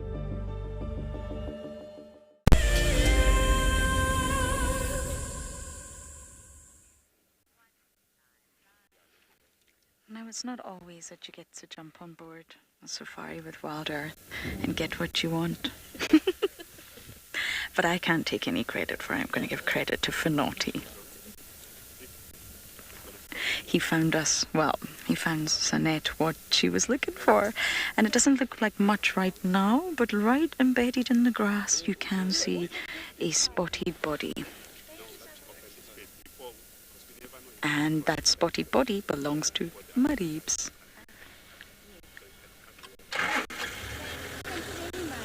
And Mariebs is clearly snoozing on Torchwood, I might add, which is jolly good. There's a lot less pressure in sightings on Torchwood than there is in the east. Then on Chitwa, as much as a fantastic property it is, the sighting pressure is much more intense than it is in the north. There's not many vehicles driving in the north. So, Sanette, are you happy? I'm ecstatic. I mean, you just asked. This is what I've asked, and she delivered. That's awesome. You name your leopard and we get you your leopard. No, I'm over the moon. I really am over the moon. I'm very happy that he's on Torchwood as well. It just gives us a little breathing space right now. But he is sleeping, but that doesn't matter. Knowing Mariebs, he'll be up very, very shortly. Okay, I do believe, Sanette, you have a question for me. I do indeed. So, if you can invite an animal from the animal kingdom and one from the ocean, what would it be and what would you ask it? Okay. Now, these are the kind of questions that I love. This is a really good question, I must say. If I was to have dinner with any animal. Okay, on land, I think it would be Tingana. Okay. Why? One, because I just love him. I think he'd be a rather handsome dinner date. And two, because I'm so immersed in the environment here. Tingana has lived this. Lived a life that I don't think any of us could actually really fully understand as much as we want to. I always mention the quote, if a lion could talk English or Afrikaans. And Afrikaans talking lion, we still wouldn't understand them. Basically, we can't get into the heads of these animals. So Tingana's lived a life here that we couldn't even begin to fathom.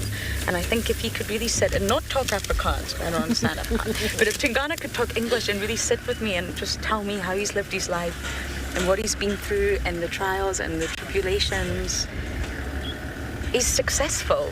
I mean, he's 15 years old, thereabouts, and he's gorgeous. He's not too heavily scarred, and male cats you normally find as they get older, like Scarface, become really heavily scarred. So I think I'd love to have dinner with Tingana. I won't eat what he's eating, though. I'll keep mine vegetarian. And I think in the ocean, I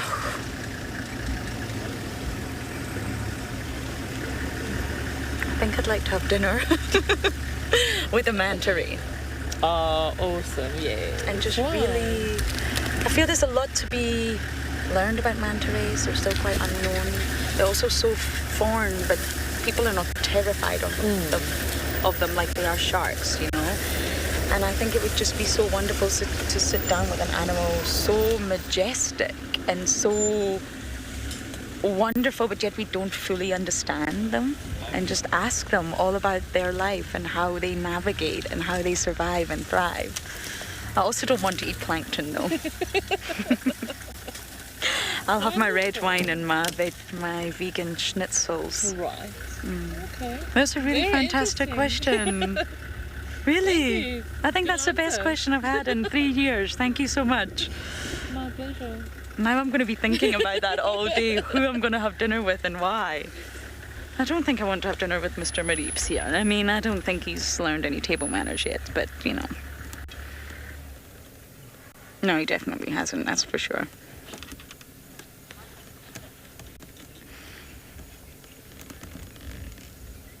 Kim, you're saying sleepy mode. Absolutely. I mean, this is actually the perfect sleeping weather as well. Yesterday was so uncomfortably hot for everybody involved, all the animals, all the people. So I think on a day like today, it is the perfect thing to just fall asleep. But he absolutely will get up. Mareebs doesn't stay too flat for long. And at least we'll be able to have him all to ourselves, kind of, for a little while. And you never know. I mean, Tandy is on Torchwood, but Torchwood's a really big property. It's bigger than Djuma, but she is on Torchwood somewhere. And we got to catch up. Well, hello, sleepyhead.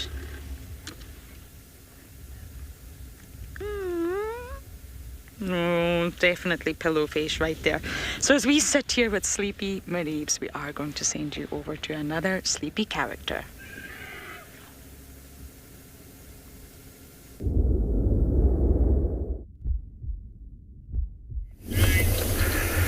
Welcome back here to andBeyond Phinda.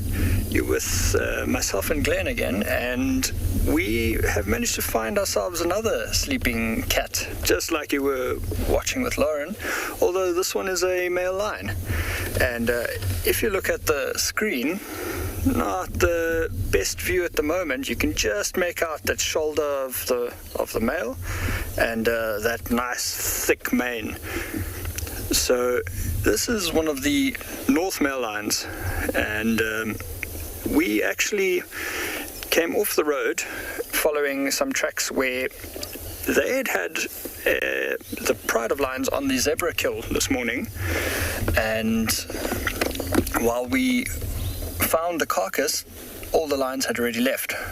So we had seen some tracks of at least one of the males and a couple of lionesses heading further that way. But as I was making my way back to the road, we managed to spot this guy laying down here in the bushes. And while for now he's very much sleeping, perfect weather for that, I must say, he may get up just now. He had his head up a short while ago. We'll be sure to try and catch a glimpse of that again. But seeing as it is World Lion Day, really, really amazing to be seeing a big male like this.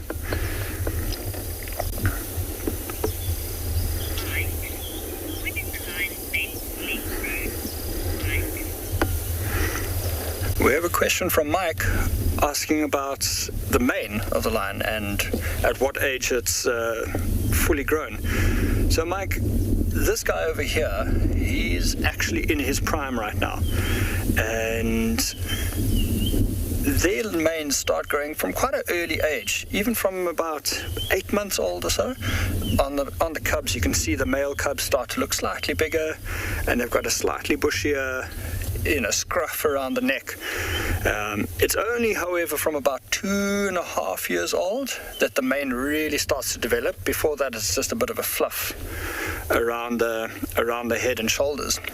From about 2.5 years old, it starts growing, and by the time the male reaches 4, sometimes as much as 6 years old, that's when the mane will be at its longest and fullest. And it's quite chilly here this afternoon. Both Glenn and myself actually have our jerseys on. We had a bit of spittle of rain just now. It's quite cold. You can imagine a nice thick mane like that's keeping him quite warm at the moment. But obviously, apart from the warmth factor, one of the main purposes of that mane is to protect him, keeping that sensitive and very vulnerable areas around the neck, the throat, safe from other males, during their fights. And not only that, a nice big mane like this guy we have over here, it's a very intimidating thing. Makes him look a lot bigger than what he is. Not that he needs help with it. He is a big guy. And hopefully if we get him up, we'll get to see that.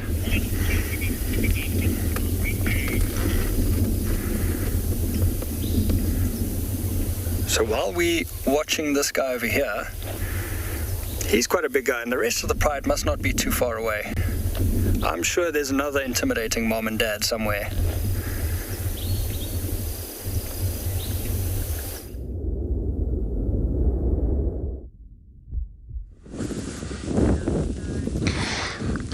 So now watching intimidated, which is animal now. We've got an intimidated bird. And furthest away there, this is one of the young bataloo, which is still actually getting experience from the parents. But the two parents, which is very interesting, they're right close to us here. Both parents, mother and their dad. But now you see the female on the far left and the males on their right. So you can easily see by looking at the color of these two birds. Females a lot of gray and a white, and their wings. And then the males, they got also a lot of blacks on the wings. You hardly see white on their wings, so these is a male. But also a lot of a gray just to the close to the head.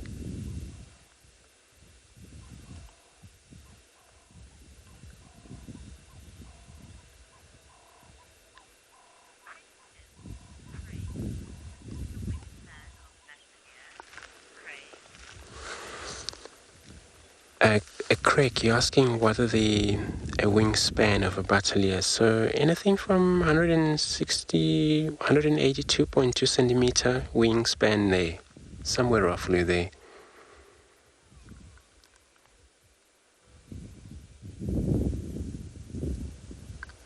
But they have very short tail, I can say, which that makes them very difficult when they fly, especially hunting during the wind.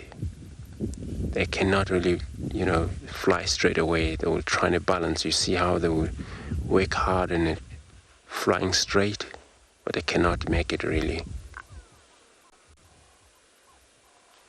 Well, these days they're even called a short-tailed eagle.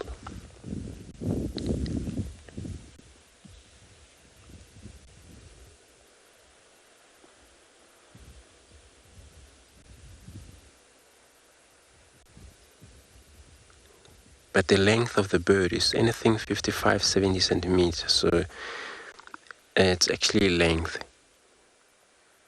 And they rely on anything that die. They can hunt for themselves. In fact, they do better than most vultures.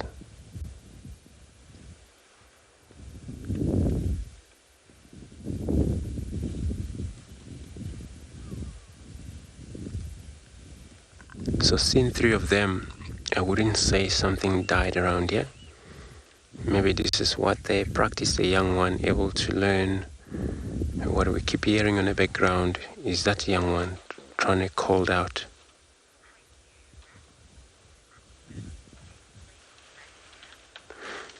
So we're just gonna sit here looking at this bird, how they're doing.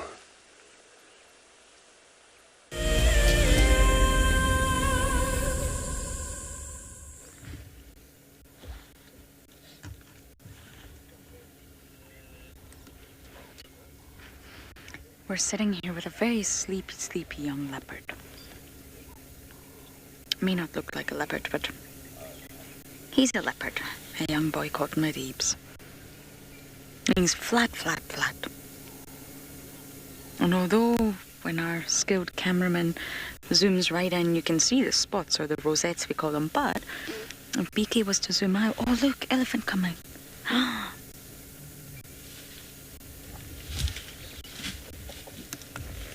Oh, our leopard's up now. You see that? Awake. Elephants don't like the smell of predators, the smell of cats, cheetahs, lions. They don't like it. Depends on the wind. The wind is quite strong today. But if the elephants get scent of the leopard, they may react. There's actually another elephant coming from behind us at that naughty bull, BK. Okay. The leopard's fine for now, but as if they get wind of a predator, the elephants will react.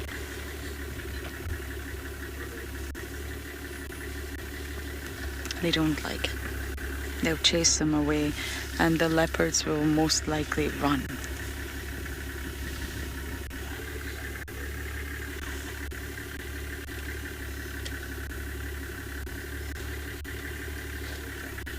Isn't that incredible? Just 2 of the big 5, they call them, within, 20 meters of one another? 25 meters? One snoozing, one feeding. One is aware of the other is completely oblivious to the other.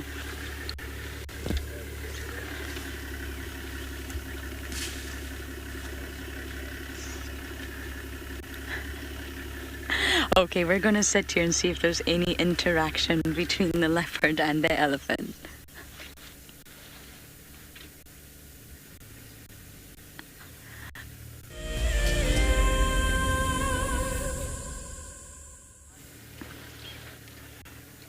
Look who's arrived on the scene with Mr. Maribs. An elephant. And there is one more behind us. I don't know if there are more. Okay. We can't show you, but I'm just keeping my eye open because, of course, once elephants smell a predator, they really do react.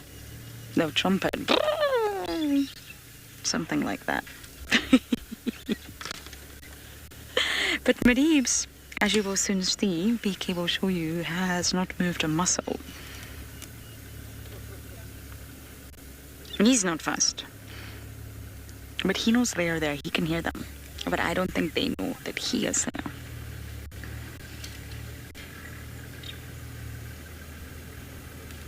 I love it when you see sort of close, I wouldn't exactly call this an interaction actually, but I love it when you see sort of sightings with different species. It doesn't have to be mammals, just when you see in very close proximity, you've got a predator, a mammalian predator, and then of course you've got one of the largest mammals on Earth, an elephant, a herbivore.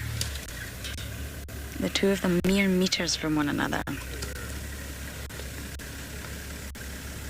I thought this would happen actually when we saw where the bull elephant was earlier, and now where Maribs is sleeping.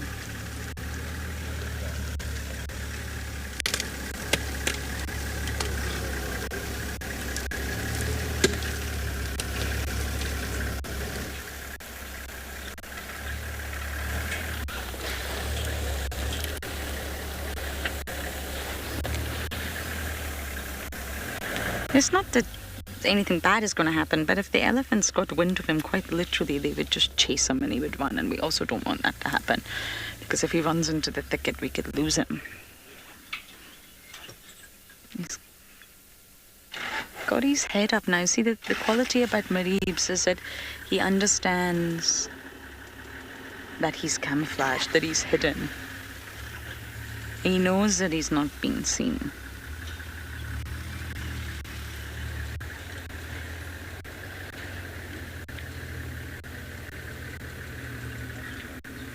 I just hope that naughty bull doesn't approach.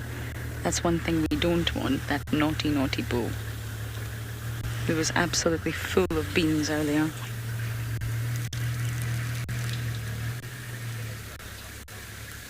Tonight, I just want to ask you, how does it really feel seeing Maribs, the character you've watched on the screen? Well, obviously he's now a flat cat, so he's not showing any of his personality, but it's actually an awesome feeling. It's unexpected, even though I said I really wanted to see him. I didn't expect to actually see him, so it's awesome. It's fulfilling. I'm happy. BK, I'm going to throw you in just another direction. I think this is the bull. And just quickly, we need to keep our eyes on him. I don't think that's the cow. I think that is the bull. We're just going to go back just a tad.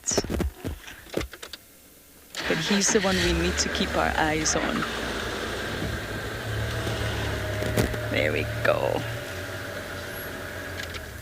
I think we can still see him. There's a youngster over there, but it's not the youngster I'm worried about. It's that big bull. He's already not the happiest of chappies with us. So when he realizes that there's a predator here. But don't worry, we're all good for now. I remember some incredible sightings we had at the hyena den, watching all the hyenas with elephants coming.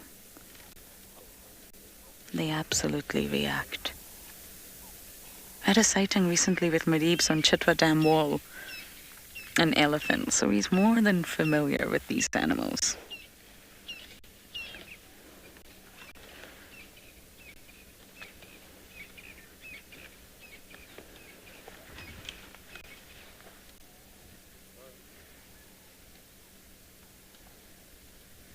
And elephants are noisy. There's no way that elephants in any shape or form are quiet.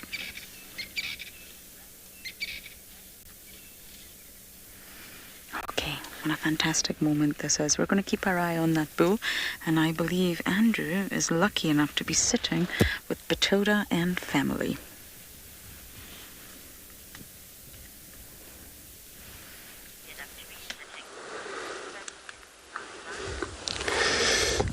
Thank you very much, Lauren.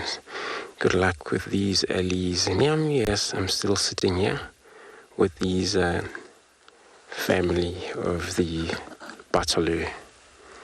Actually, the sun for now it's up. Or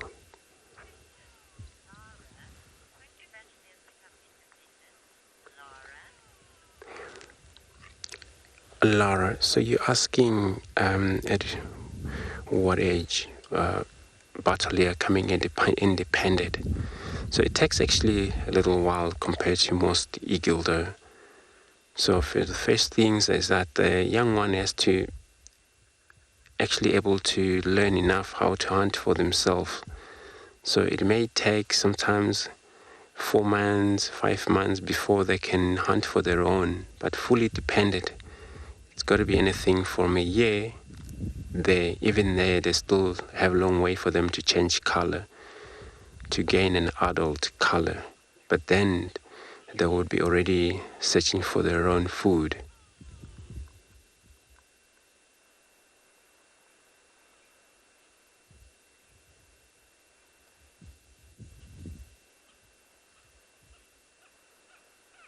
So we also hearing on the background that young ones still squealing for probably parents to provide, hunt for it. And then these parents for now, they're still watching from the distance how these young ones doing. And what we've seen here, it's actually successfully breeding, which usually they lay 1 egg. So everybody, we're going to maybe move on. In the meantime, let's go across to Lauren where the elephant's moving towards the leopard.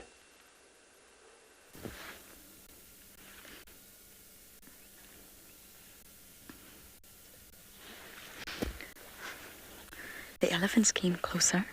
Look at that. Still not entirely aware that there's a leopard there.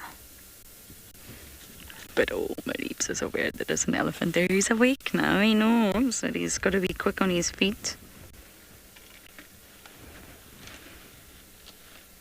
But he won't move until last minute.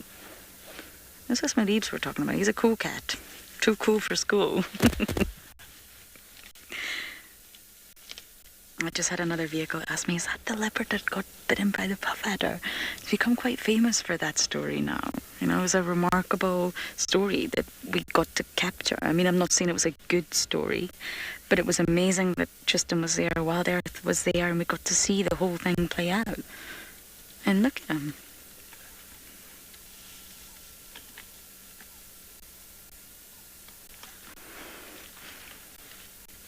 He's saying hello to you, Sunny. I love it.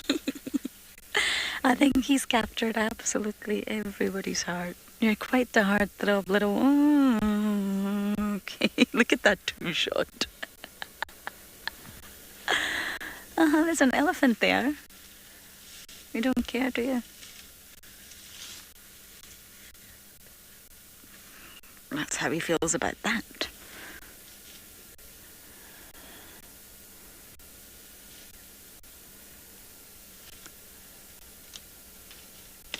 I just wonder if they're just going to bypass each other. I don't know.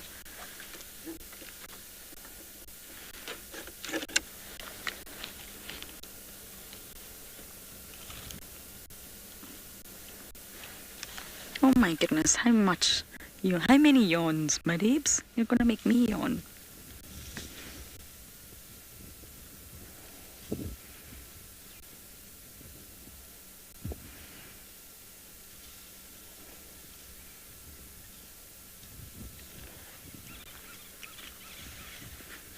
two of Africa's most... He's checking, look. Two of Africa's most epic, iconic animals within about, say, about 10 meters now.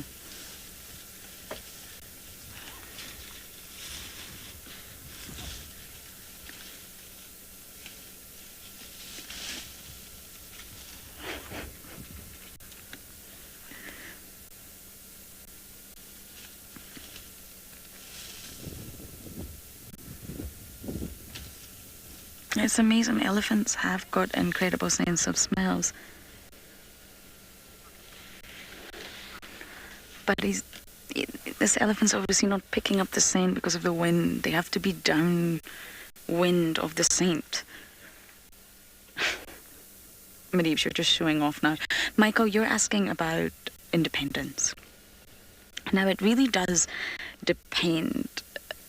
But the average age is 2 for male leopard cubs. For females, it's actually 18 months. But for males, they're said to stay with their moms a little bit longer than females because they've got a bit of a bigger battle to face. Okay, this is like your number 6 now. They've got a bit of a bigger battle to face when they head on out there. So they stay with mom a little bit longer. But Shasha went independent a little bit earlier than 2. And there's definitely, or there are many sort of examples of male leopards going independent at 18 months. In the mammals app that I use, it quotes a lot of literature. It actually states it can be independent from 12 months.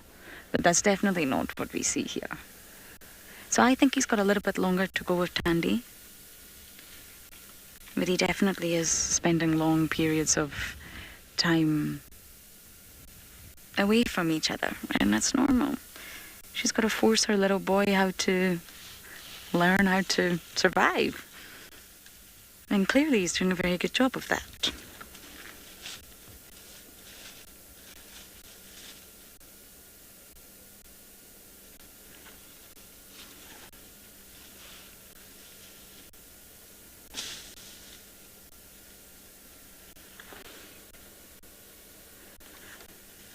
That bull's still very far behind. He's not picked up on the scent of Madeebs either. I mean, elephants are not said to have the best vision. And Madeebs obviously isn't making any noise. Is that blood on his paw? Beaks.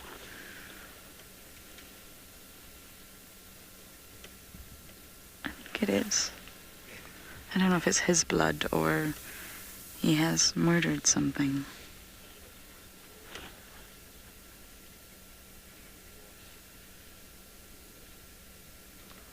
And a leopard would never attack an elephant this size, or even a calf, really. That would be a big push, especially for a leopard Madeeb size. But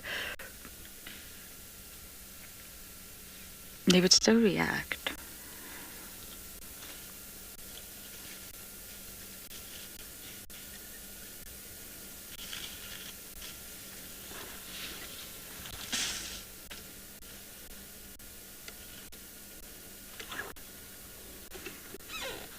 Madeebs has just got that really cheeky, I don't care young boy attitude. I remember Hosanna had it as well. Fearless.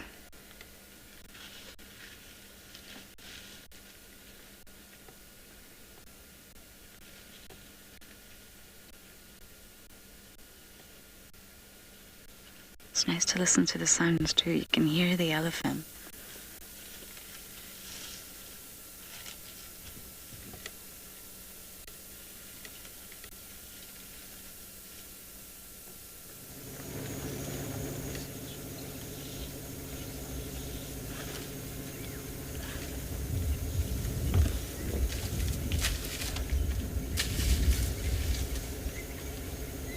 It's a very relaxed elephant.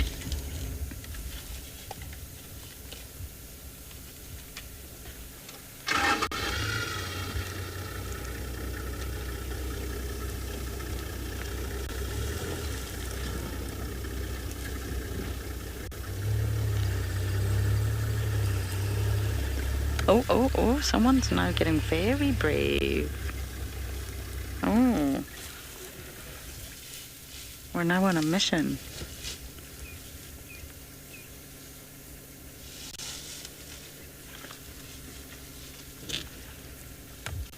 reposition so horribly for you to take photos. We will reposition and follow because I think in grass this long, you could really easily lose him. If he's learned anything from his mama, the tandy slip. Okay, Beaks, let's keep moving.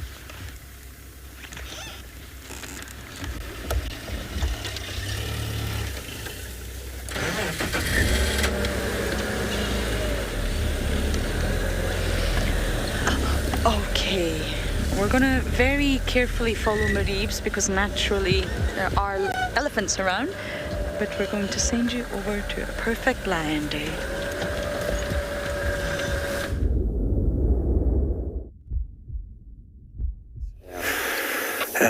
Especially when it comes to cats, predators, their instinct is to chase. So their initial reaction is them saying, hey, I don't like you, I don't know you, back up, because they see us as a threat. Yeah. But the moment you turn and run, no matter what's happening, their instinct is chase. Yeah.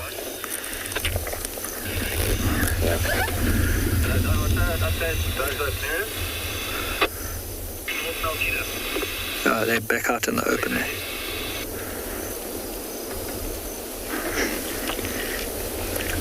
So they did cross out into open there where the zebra were. Don, forward, Don.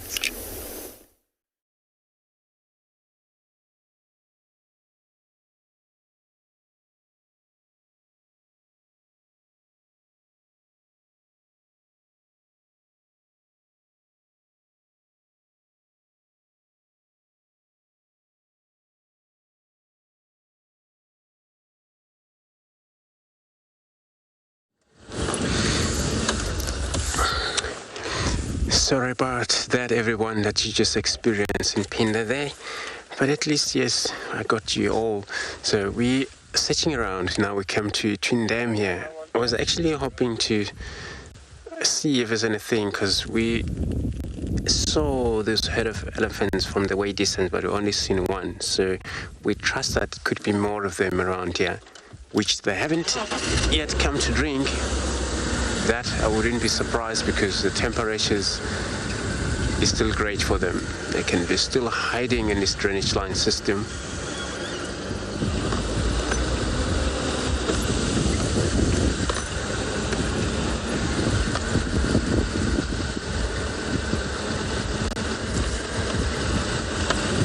Just don't know where that hippo that usually hang around here might be gone into. Usually used to be one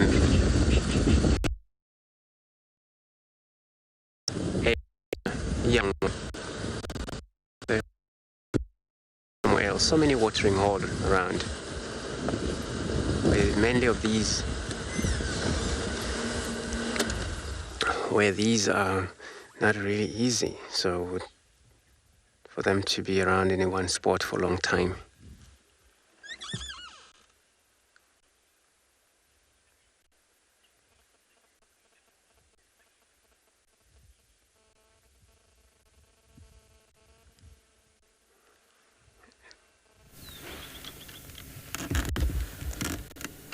How perfect is this?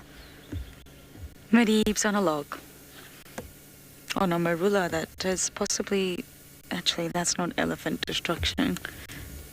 I don't know what's happened to that marula. But look at that. Perfection. He's really showing off for you now, isn't it? He's really showing off. He is such a character. Yes, just a young boy.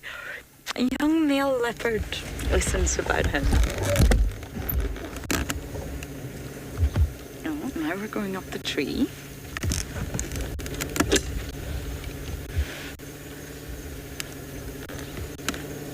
Okay, we just turned our vehicle all the way around to get his face. And now he has turned the other way. But that's okay. That's okay, my deeps. He's very close to the southern fire break. He may cross. That's okay, we can follow.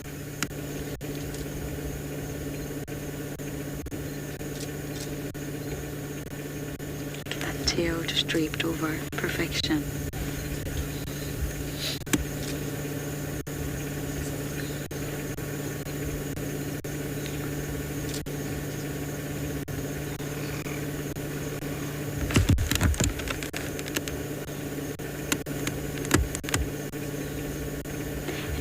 about it, if you're a leopard,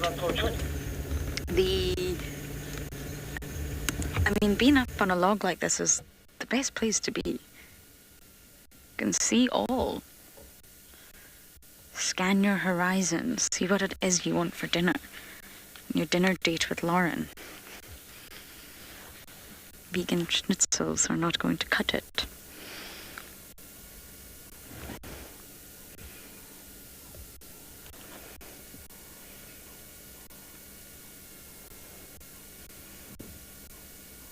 And I really do think at this stage Mareebs is surviving on small things. Squirrels, guinea fowl, he's decimating the guinea fowl population, dwarf mongoose, small reptiles. Yes, we know he did eat a snake, but I think really at this stage it's Tandy that's taking down the bigger animals. Not that he's not capable, but I think he's definitely learning. I'm sure Steenbok and Diker will be next on the menu if they are not already. But I think an Impala ram would be a bit of a shout for Mareebs at this stage.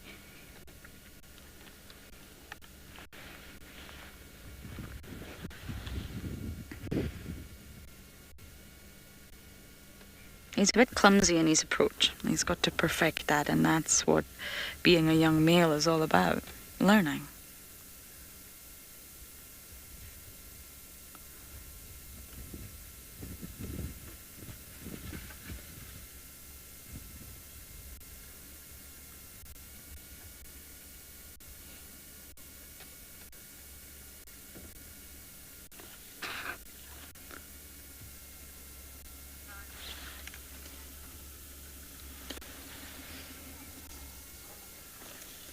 No, hello, boy.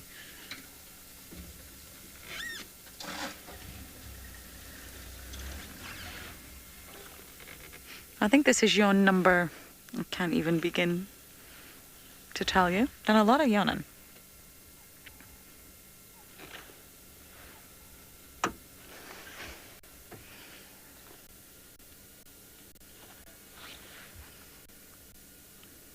Okay, we're obviously going to sit tight here and hopefully we'll manage to keep up with Mr. Mareebs.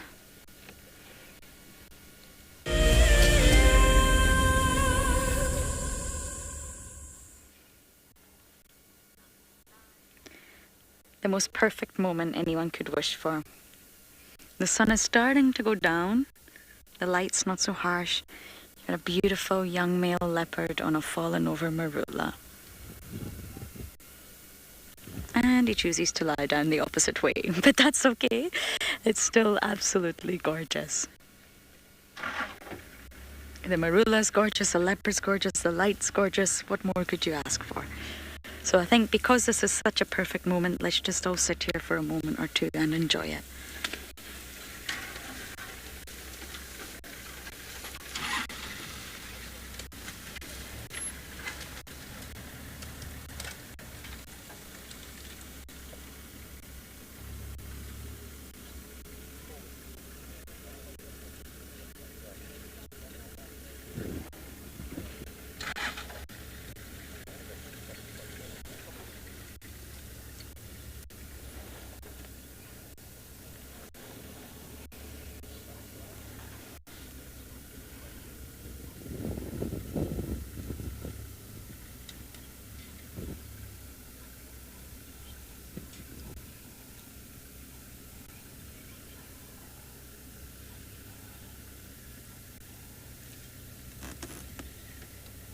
Didn't think that would last so long.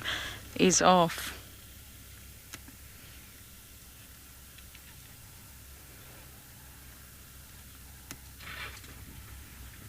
I'll just let him go for now, see where he actually ends up. See how easy it is to lose a leopard in the long grass.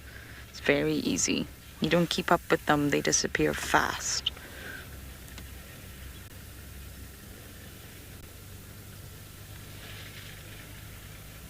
Okay, he's heading south, but we will be able to keep up with them. He's probably hungry. So we're going to do our very best to weave through the grass and keep up with our little male leopard.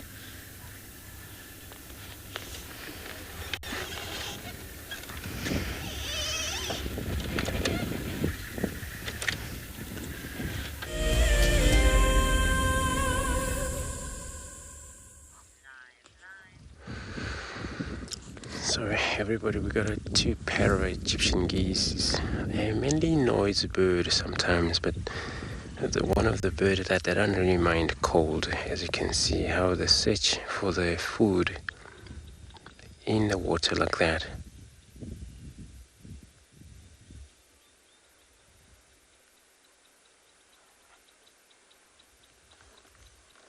I can tell you for sure this bird can be very much noisy when they want to.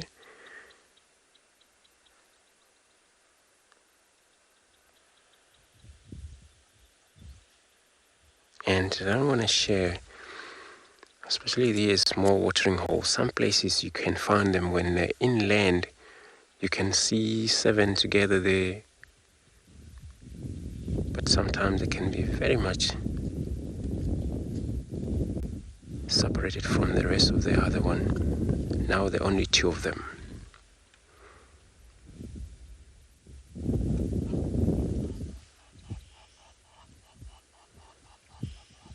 So the one that is hissing, it's a male.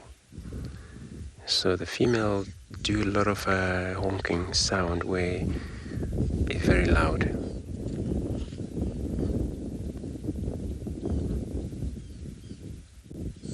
And she is about to make that sound.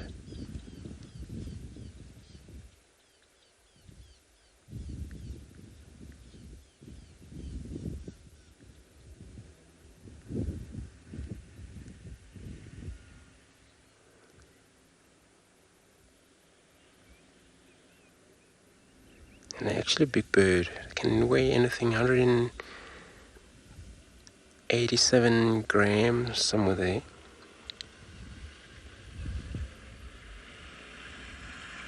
Over to 283 grams, so, and they can weigh that much. And they can fly heavily as well, but very fast when they do that.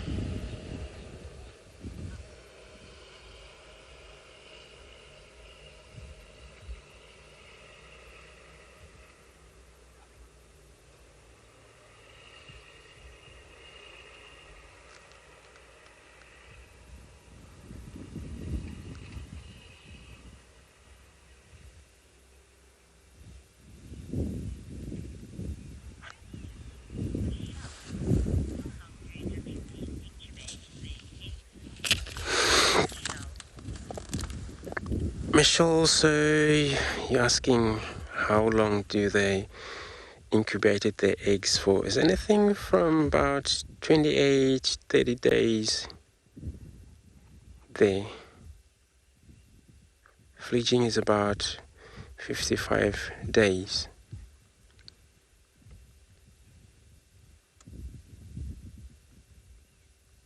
But they will usually lie about anything 6, 7, 11 eggs upwards, depending really. It's all about successful breeding.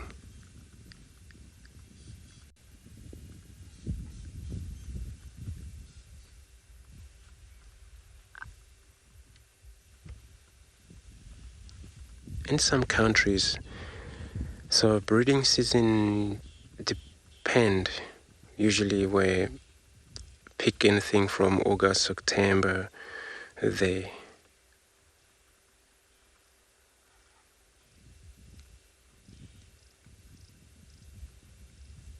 Because I can tell you this bird, they're well spread around all over the countries.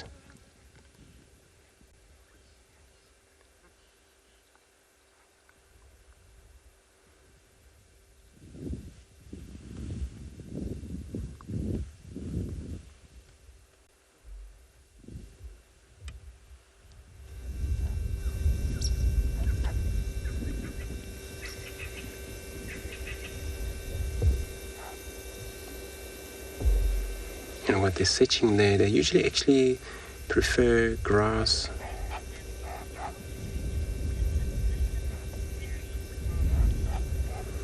So everybody, it just looks like we have very much beautiful, scenery here. Sighting as well as watch this bird. We can take that silent moment.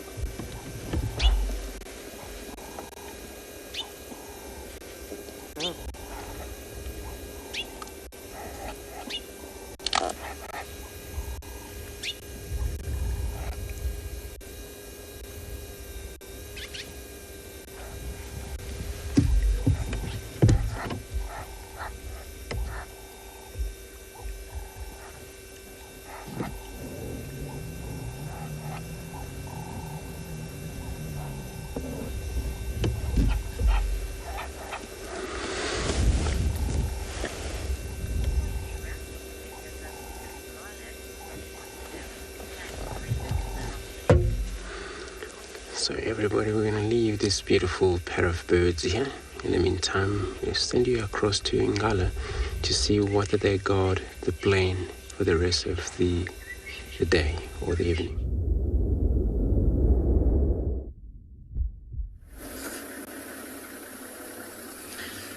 So we've come further up north. We left the two lionesses. Dan left and Rule left, so I think they are just probably feeding on the wildebeest now that there are no cars bothering them.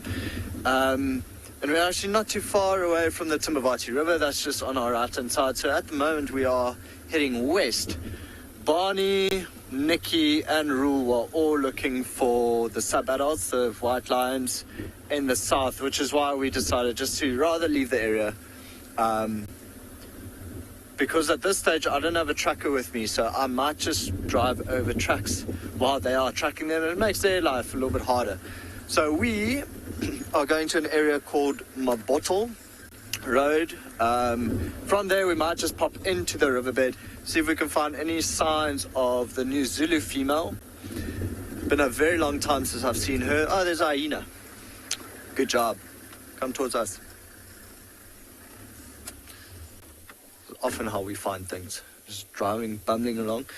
Actually, strangely enough, we always have guests asking, so every set of guests will ask, what are you hoping to see when you come? And so often you have guests asking, we'd love to see hyenas, and it's not really something we track, unless we know we have a hyena den. It's an incredibly hard animal to track because they follow their noses, so they often walk from side to side, go this way, that way, sniff here, sniff there, or they hear something and they'll start running in a different direction. And then, so it's quite funny, and always what I tell them is, well, it's one of those animals that you'll be driving along and whoop, it just pops up, which is literally what happened here.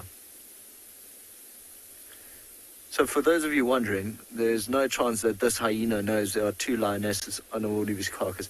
As the crow flies, we are probably about 11 kilometers away from them.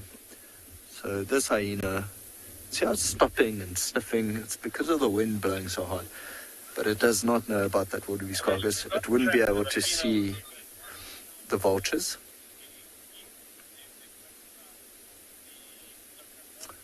He's just bumbling along, exactly what we were doing, or she. Looked like a rather big hyena, so I'm leaning more towards it being a female. I'm trying to twist it around and now my earpiece came out.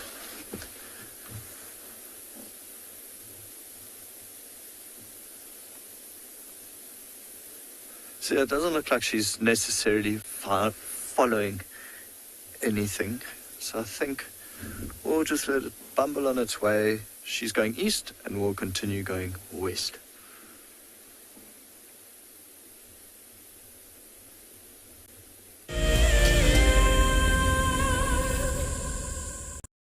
Every year in August, South Africa marks Women's Month.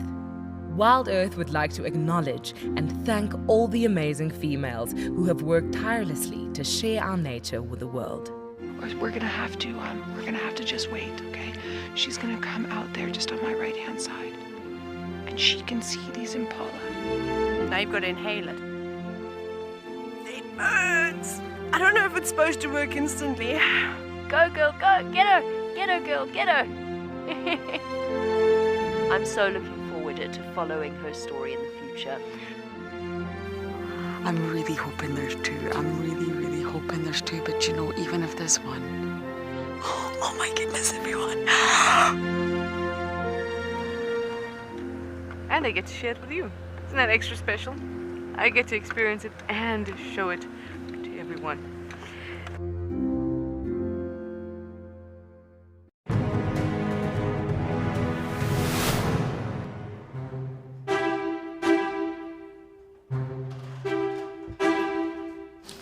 Competitors are in the room behind me right now for the birding challenge, where they have to look at pictures and identify the birds and then separately listen to bird calls and identify them. But it's not easy. This is going to be the toughest one.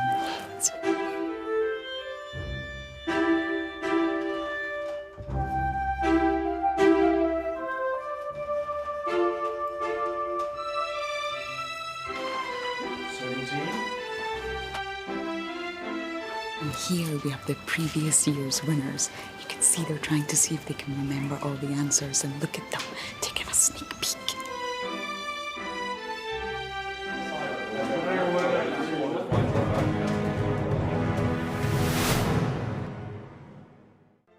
I've seen something I've never seen here before. Look at these cubs. One is crossing the river. It's being washed away, unfortunately, but I'm sure the mother is going to save her. Look at that. How beautiful. Look at that. One crossing, two to go.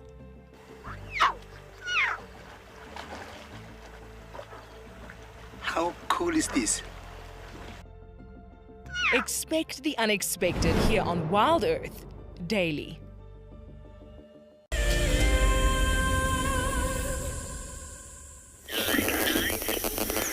Good afternoon and welcome back to Phinda.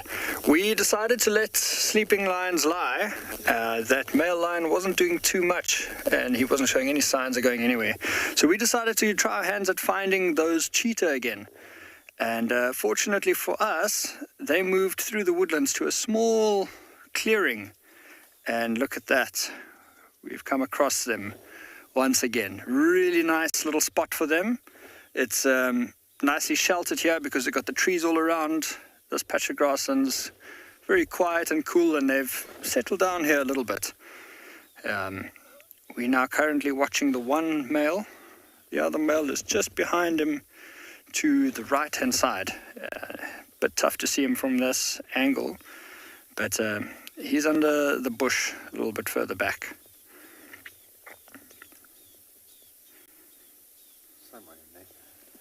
Somewhere there.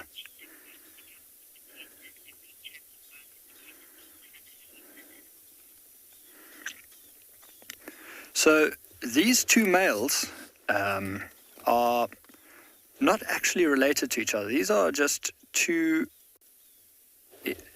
unrelated young males who have actually met up and joined up. And when they had left their moms, they went into a period of being nomadic and not having their own territory, and they've come across each other. I know you viewers have been seeing some other youngsters through the course of the day, and basically what happens is with these cheetah, when they had left mom, it's actually more the other way around, and mom would have left them. Cheetahs are quite unique creatures because they're very they're not as sociable as other cats like lions. They're more in the middle, whereas things like your leopard are very solitary. Cheetah are somewhere in the middle, and the males will often form these coalitions like we see here behind us, but the females are always completely solitary. And when they raise cubs, they will stay with those cubs for quite a long while. Usually up to about 2 years, and they will, as the cubs start to get older, start teaching them how to hunt, how to move around. And when the day comes that mom feels that the cubs are now able to look after themselves, mom will actually leave the cubs. And the cubs being very attached to mom, it's often quite a sad thing to see because they don't want to leave mom. So mom will often have to distract them by making a kill and leaving them at the carcass before running away, in which case these cubs will suddenly find themselves completely alone. And in the beginning, for the first few months, the cubs will stay together, but as they get a bit more comfortable, a few months later, instincts will kick in. Any brothers in the litter would stay together, and they'd stay together for life, but the females will separate and become solitary. So it really is an amazing thing to be a part of.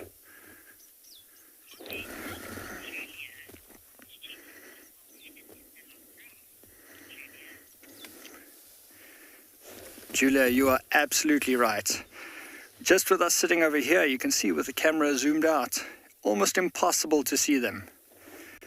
Those spots, and just the way that they lay so flat in the grass, makes them absolutely invisible. Look at that, only as we get in, there can you see the spots a little bit better. Oop, there's the head up. look at this cheetah.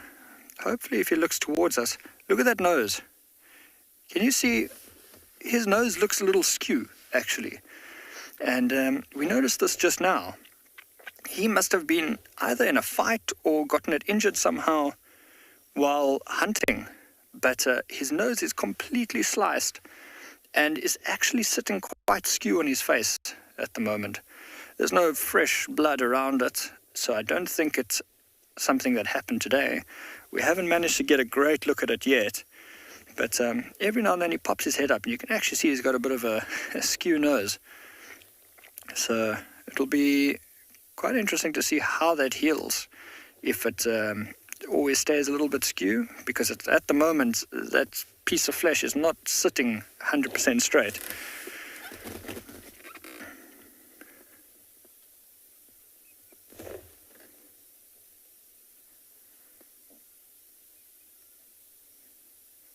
Head down again, completely hidden from sight. So while we'll often see cheetahs out on a termite mound, and that's the classic sort of scenario that you'd expect to see cheetahs, are what we always see in the documentaries and such. They will always look for a vantage point to survey the area that they're in, in a nice termite mound or a fallen log, or even just a raised mound like the ridge we saw them on earlier. That will help them to scan all the way around them, but still by laying flat on it, they stay relatively hidden. Once cheetahs settle down for the night, however, it's a different story. They don't want to be in a very obvious place that they can be seen by all. And they'll often look for a spot like this, a little clearing where they can lay flat in the middle of it and just pop a head up every now and then to keep a look around them.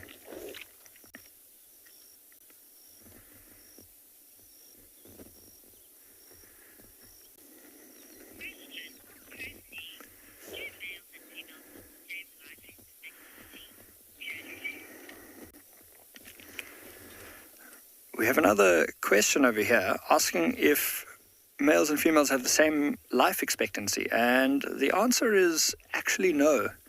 Far fewer males survive to maturity than females do, simply because of the hardships that males face in addition to the females. Not only do they have to escape other larger predators and consistently hunt for themselves, but they also have to maintain and defend territories against other male cheetah. And, often with males dying, fighting with other males is often a big reason for that.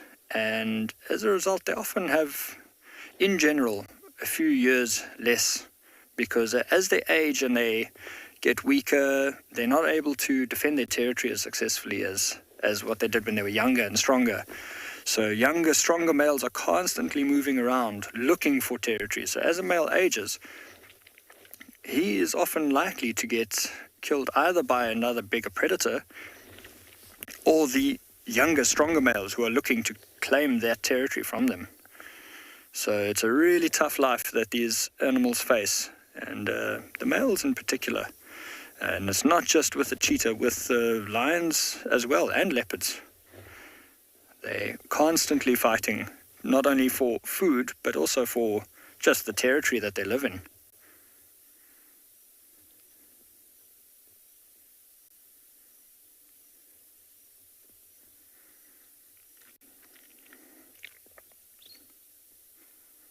You can see, unlike the male lion that we were with earlier, that male lion was laying flat the entire time. This guy, every now and then, pops his head up.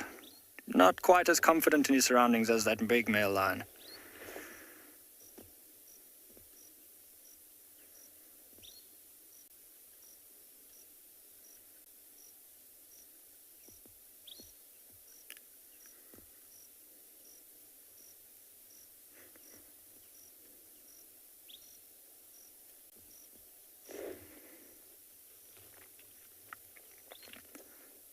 That little fluff that we can see on the side there next to the grass, the only portion we can see there is looks like a little tail flick.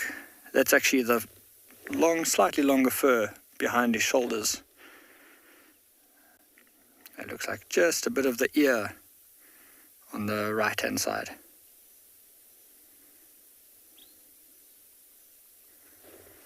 It's still relatively early in the afternoon. I think that these cheetah are hiding from the wind here for the most part. They may yet get up and move around. We often see from their behavior that later in the afternoon they do a bit of moving. But this is a really good place for them to spend the night. So for all we know, we'll wait and see. But they might even just stay here for the night.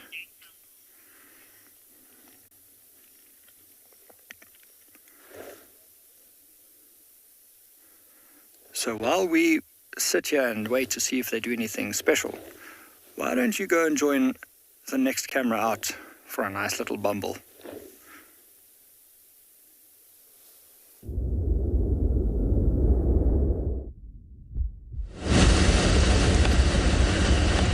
So much. So the cheetahs have been in so much of a tall grasses where we're driving now, doing this kind of a bumble, hoping to find a leopard tracks, but it's quite a burned section here, and then probably rejuvenate grasses all the hop. It's when the rain come, grasses will pick up from there, and everything will be just so beautiful green.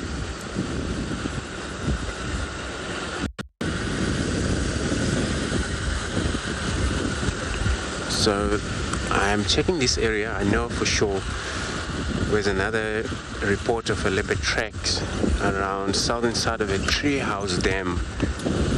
So checking the southern boundary Garryman this way, there's a chance we may find out if that leopard crossed and it was a female tracks. It's thought to be maybe the princess Columba, they say so. So we will find out. We're only going to find out when we find the animal.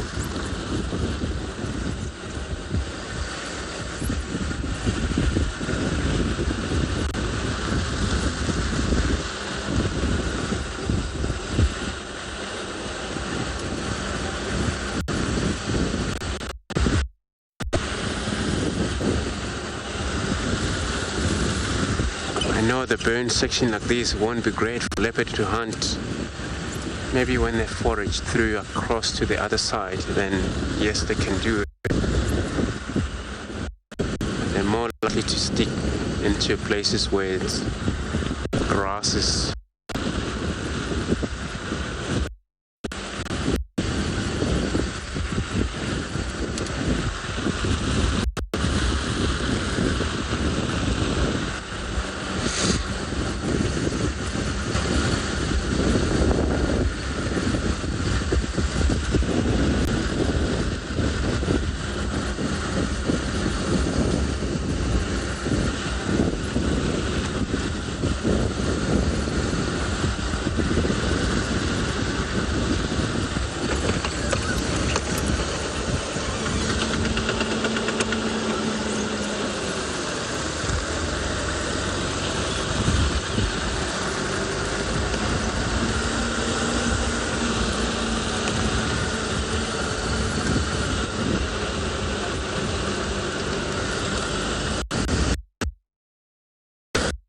It's only Garryman, it's only clear road or main road, access road, that we can be able to see it clearly if that leopard has crossed to the south. Then it does cross to the south, we know there we weren't going to follow.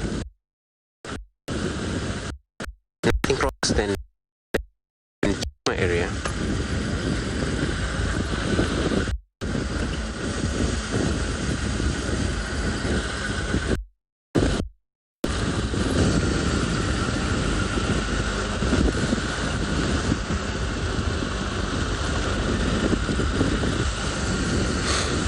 So everybody, I'm going to continue checking these boundary. In the meantime, let's go across to Wade in Phinda with a beautiful sunset.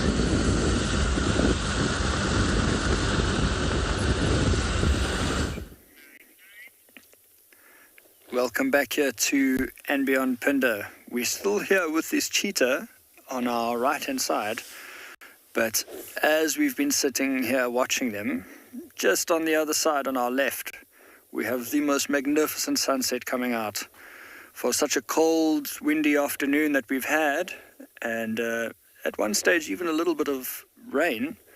It's been quite magnificent to see a bit of a break in the clouds, and as you can see now, the start of a wonderful sunset. So we're just going to take a moment to sit back and enjoy it.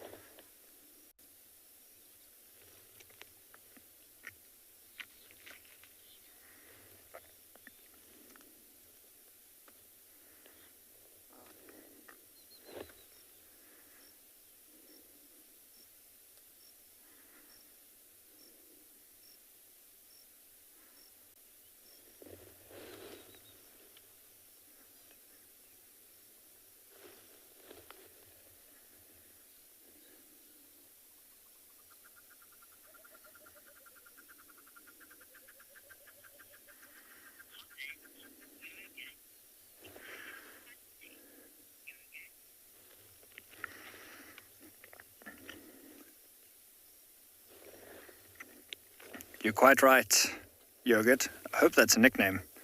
It is a really phenomenal sunset this afternoon. It has been, like I say, the weather hasn't been great up until now. So this last bit of sunlight is a much needed break. And as we sit here listening, you can hear really quiet around us. Apart from a few birds chirping, some cisticulars and a dove in the distance. And then there's the occasional rustle from our right-hand side as the cheetahs either flick their tails, or every now and then the one pops his head up just a little bit, so we can just make out the tips of the ears flicking above the grass. But without a doubt, this sunset is stealing the show for now.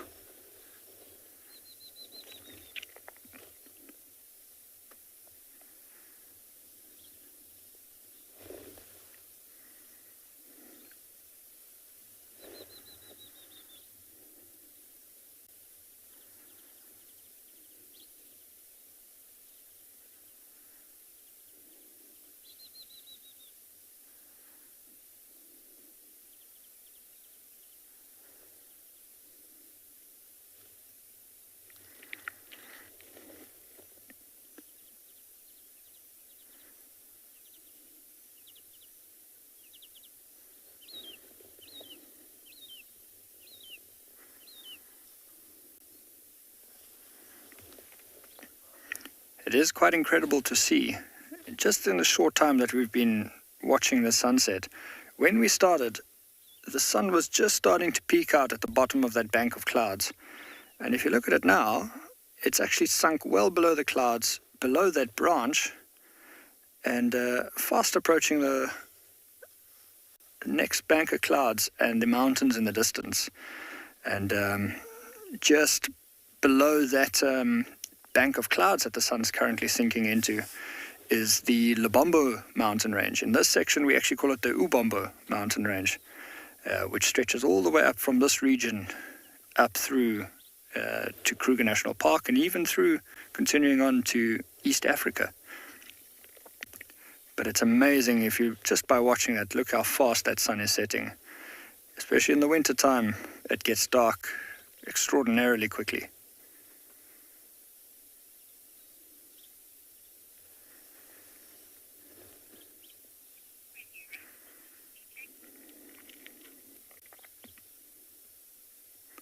We're going to enjoy the sunset while it still lasts. That sun's fast disappearing, but let's just enjoy that.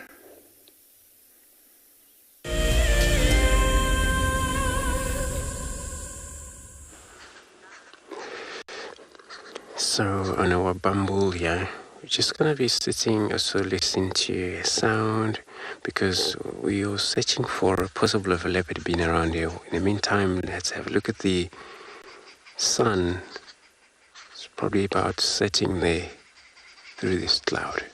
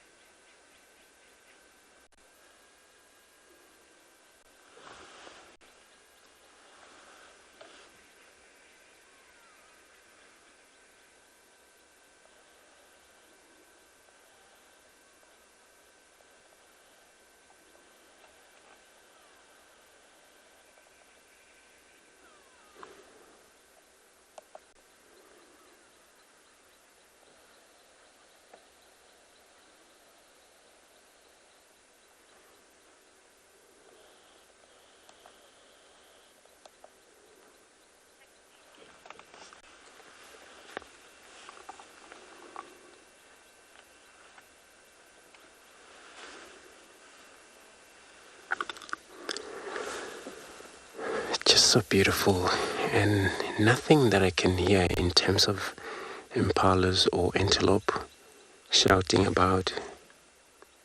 So for that, we want to know exactly where that leopard could be, but we will carry on search by driving around.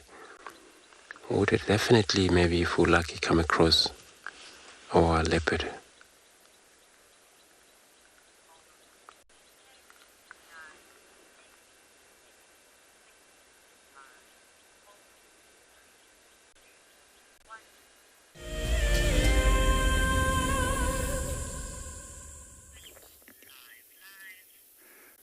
Welcome back here to Phinda. Glenn and myself are still with these cheetah. The sun has just disappeared behind that last bank of clouds on the horizon.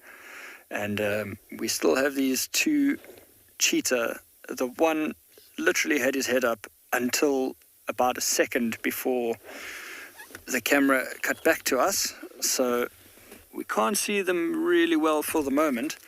But if we sit with them for a while, they've constantly been up and down, so there's a fair chance that he may put his head up. There's a flick of the tail that we can just see there. Yeah, we can see this is the brother on the right-hand side, laying flat as can be. So the one with the, sorry, not brother, unrelated, but the one with the injured nose that we saw just now is the other guy on the left, and without him putting his head up is incredibly difficult to see. Just there above the yellow flowers that you can see in the bottom right corner of the screen. But that camouflage really is unbelievable. As we've been sitting here watching them, they've settled down more and more. So I'm fairly confident that they're going to settle here for the night. It really is the ideal spot for them. Those lions were seen, well, they were not too far from here where we had seen that male lion, but this vantage point gives them really great cover, because as you can see, almost impossible to see. There's a little head. Pops his head up every now and then, having a look around. And they'll sleep for very short bursts, and it's sort of this half dozing, half awake, keeping a lookout at what's in front, what's around them. The other male has also put his head up just a little bit. You can almost make his head out just between the dry sticks. There we can see the ears flicking there.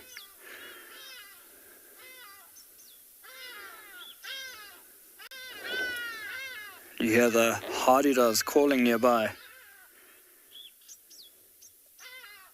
It's that time of evening where everything's looking to settle down for the night. And probably the opposite for that male lion that we saw. It's usually around this time that he starts getting up. But for these cheetah and the hardy-da that we heard back there, this is their cue to settle down. Cheetahs, as we know, are more diurnal than the other cats, which means that they're more active during the day. So while lions and leopards tend to be more nocturnal, active in the early mornings, late evenings, and through the night, these cheetahs tend to spend most of their time active during the day. You can imagine with that speed that they need to chase down prey, it's a bit tough to do that in the dark. And when the other bigger cats are out and about, it's safer to keep a low profile.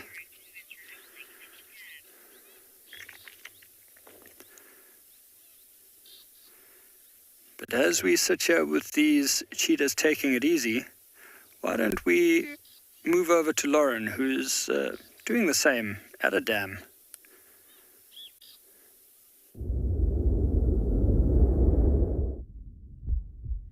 We have finally arrived at Chitwa Dam, and as always, it delivers. The fish eagles, and I say eagles because there were two of them. We've only got one right now, but they were calling.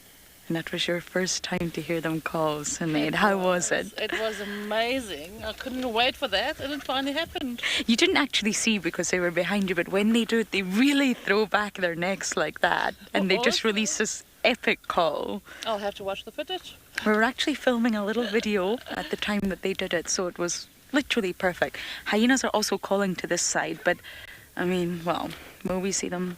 Probably not. But that's okay, we're at the dam. Hippos are getting a little bit active. We did lose Mareebs in the Mulwanini. I think he'll pop back out again. We are going to loop round, but we just wanted to come and also see the dam. Chitwa is not part of the northern traverse. This is actually part of the sort of eastern traverse, if you like. We just get very lucky that we can come here.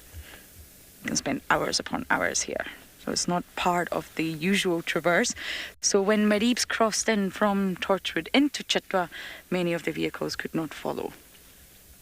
And then we proceeded to lose him. But I know exactly where he'll be, but I just thought, let's come by the dam.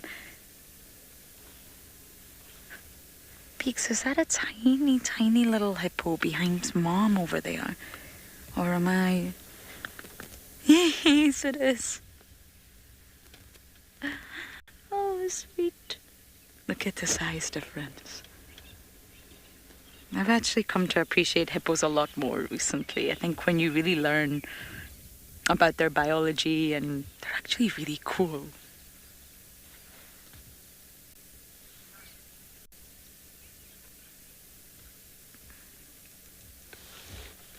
My good question, because they're very much social during the day. Actually not, generally speaking not. They come out of the water body and they'll all sort of just go their separate ways. I mean, they will all head for the vegetation that they enjoy, which is plentiful in the summer. But in the winter, of course, it's a little bit more tricky to come across that delicious, nutritious vegetation that you're after. But generally not. Of course, calves will follow Mom. but generally they just all go their separate ways. But they're never found too far away from the water body. They don't tend to leave themselves exposed because lions are a threat, especially to the youngsters, but they really don't travel too far. That's why you would never go walking at night time.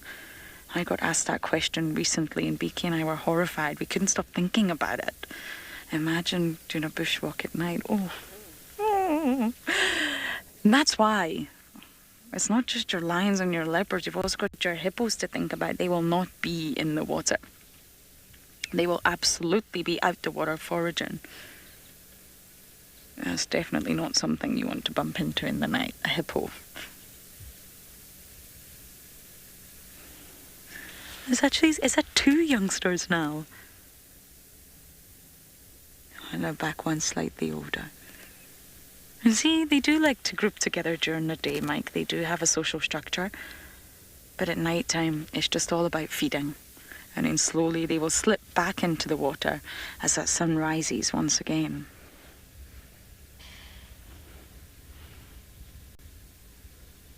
That one at the front is young, but it's not a very young.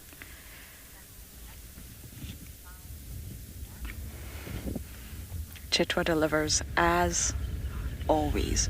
The sun is disappeared. It's not quite sunken below the horizon, but there's a lot of clouds, so we can no longer see it. So before we completely lose light, let's just take a few moments to sit here and enjoy Chitwa Dam.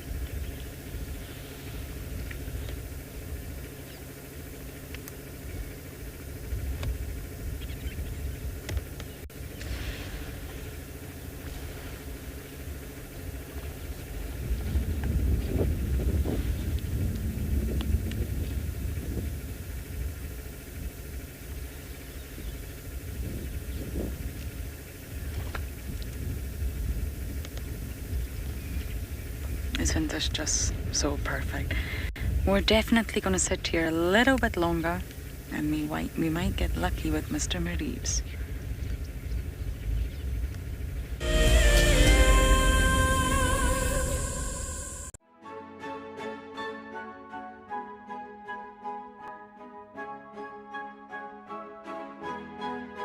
The Wildlife and Environment Society of South Africa, WESA, encourages people to care for the earth.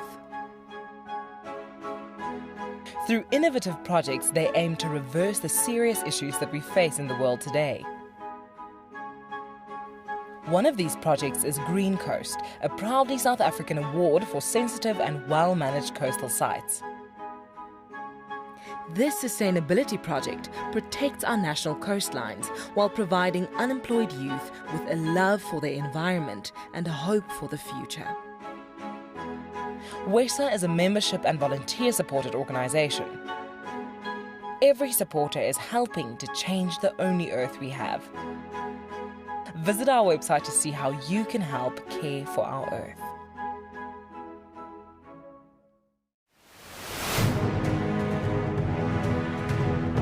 For me, the best part about being a guide is being able to live out in Africa's wild places and being able to share that with people. Of all the challenges, for me, the one that I'm probably the most comfortable with is the game drive. I think that's what I do most days, so that would probably be what I feel like I'd do the best at. Almost like someone's put little Lego blocks up there and made this perfect little sort of statue, and there's another one further along as we drive. One of the challenges I'm the most nervous about would probably be shooting. I think on the day there's always quite a bit of pressure and intimidation, always associated with it, but I guess we'll see how it goes. I hope I'll win this competition, but if I don't, it's still been an experience of a lifetime, and I've learned a lot and met a lot of really, really cool people.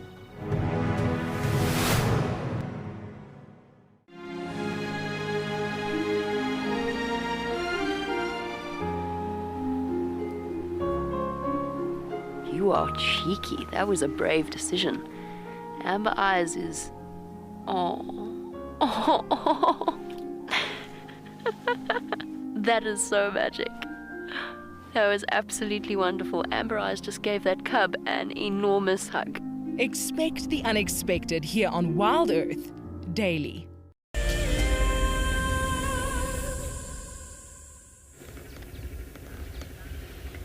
We haven't moved from the dam.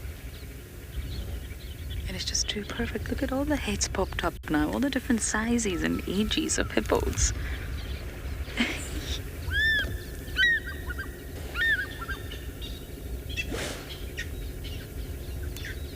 I hope you heard that. The Fishiko's calling again.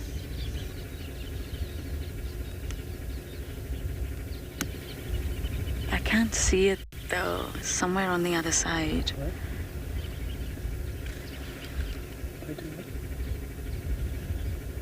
I really thought we might have got lucky with the hyena here. I think the hyenas are using Chitwa daily.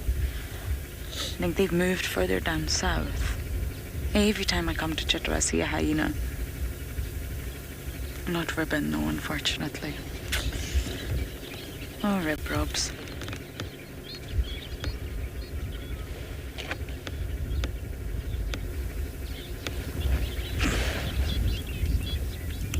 Now you see that big hippo, the biggest bulbous body, she's actually standing. Although the dams are full, we actually watched buffalo run right across Gary Dam the other day. It's not deep, if that makes sense. It's full, but it's not deep. The hippos are standing. And even where it looks extremely deep at Gary Dam, it's actually not. It would probably be waist deep up on me. But I'm short.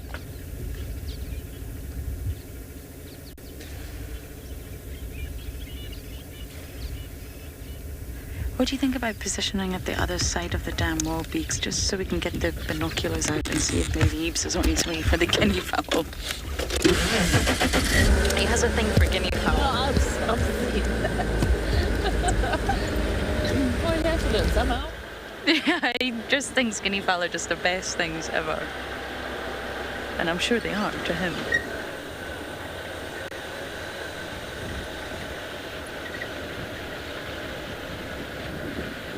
Yolanda, very good question, because I am literally about to just get to the location where we last saw a hippo carcass. We have had a few carcasses of hippos and it's not pleasant at all. We had one at Ngala Dam when we were traversing Bufosuk a lot more, and Darkmane was on it.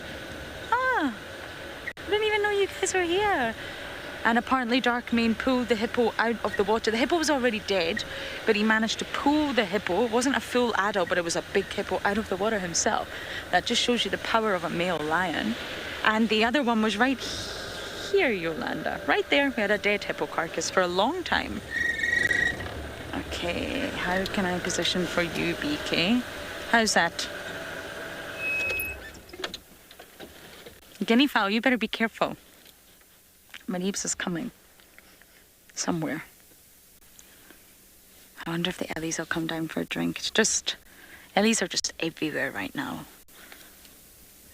And believe it or not, that's not always the case. You may think it, but it's not. We go through long periods of not seeing elephants. And it's very sad when we don't see them, I must say. Well, they're making their way slowly to the dam. They might be coming for their evening drink, sundowners. Pooza stop.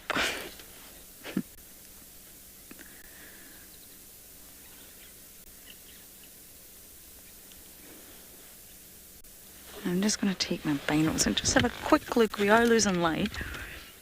But a quick look across the other side of the dam as you watch the Ellies, just in case my leaves is walking along the water's edge.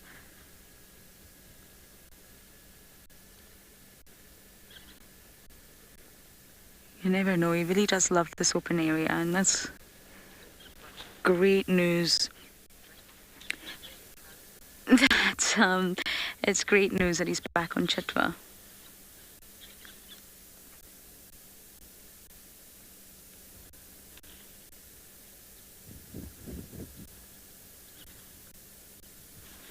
I don't see anything, but that ambient light is vanishing. And poor Rusty, what did Andrew do? Oh, Andrew. Hopefully Rusty can get fixed. Opa is a bit of a genius with these cars. I think Opa knows our cars better than the manufacturers that made the cars. He really knows Wendy and Rusty and knows exactly how to fix them. So hopefully the problem is fixable, if that makes sense.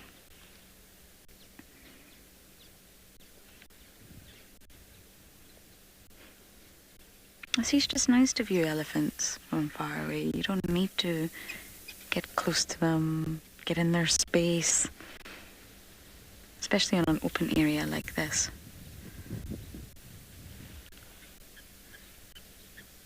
And that elephant earlier did not notice my reefs. I have to say I was a bit surprised. But clearly the wind was working in his favour. And they are highly olfactory at the end of the day.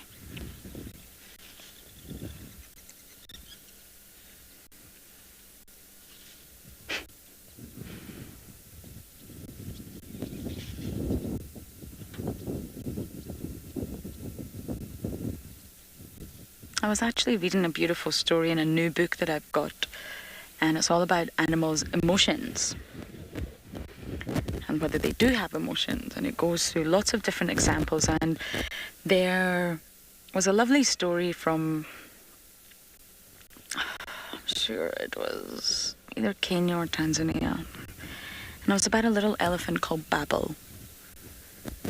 And it was a young elephant, and she was crippled. Something had happened to her, it wasn't quite known. Most likely during the birthing process, something went wrong, or maybe genetically, actually. And she couldn't walk properly. But she could walk, but not properly, and she definitely couldn't keep up with the herd.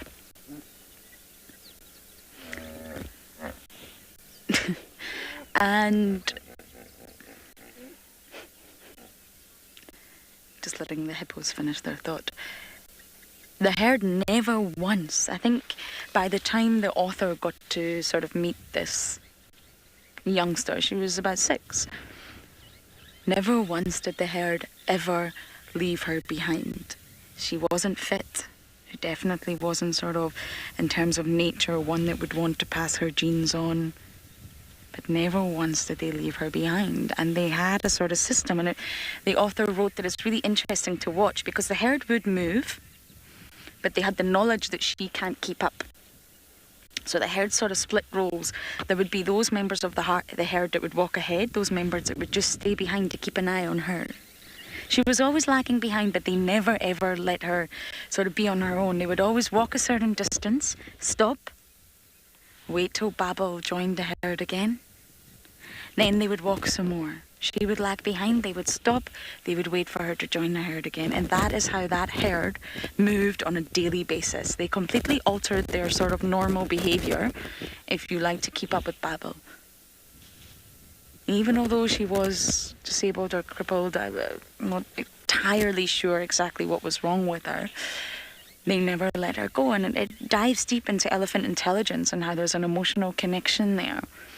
Some species do leave their young behind if the young can't walk or the young can't keep up, because at the end of the day it just is about survival, as heartbreaking as that is for us. But the elephant herd, with all that emotional intelligence between them, they never, and I'm pretty sure Babel is still alive today and still with her herd today. I will try and find out the location for you, because you can follow that story, and it's a really lovely story. So as our elephants are slowly making their way to the dam, I believe the cheetahs at Phinda are slowly wakening up.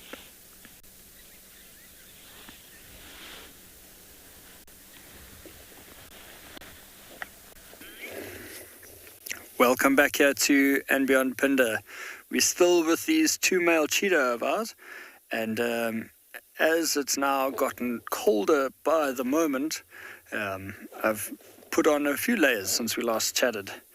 This one male cheetah has been grooming a little bit and has just gotten up, moved over, and lay down right next to his partner. With it getting so cold, he's been doing a bit of grooming, but nothing like a bit of body heat. And these two males, because they will control this territory together, they will have to keep a very strong social bond. And there's no better way to keep that bond and to foster it than by affection and grooming. So as we can see here, this male, you can just see him licking away there. I'm not too sure, it's just hidden by the grass. I'm not too sure if he's licking the other male's face or if he's still busy licking his paw and his nose. Look how he looks up at us there. That nose is quite damaged, and he spent a fair bit of time licking it just now. As we sit here though, just off to the left on the top of the tree behind these cheetah, there's an owl. One of the benefits of being out here in the early evening, look at that. There's a little owl that's come and settled there. I didn't get a look at its face, but it looks to me like a spotted eagle owl, just by those spotted feathers that we can see on the side. Hey, look at those little ear tufts. What a beautiful creature. As these cheetahs are settling down, some of the other nocturnal animals are getting up. Oh, look at those eyes. It is beautiful. You see those really striking sort of amber-colored eyes. Those big eyes really help this owl to see everything, even in the darkest nights. And with all this cloud cover around us here, after that sunset we had, the clouds are rolling back in to cover us up. I think he's going to need that good eyesight as he hunts through the night here.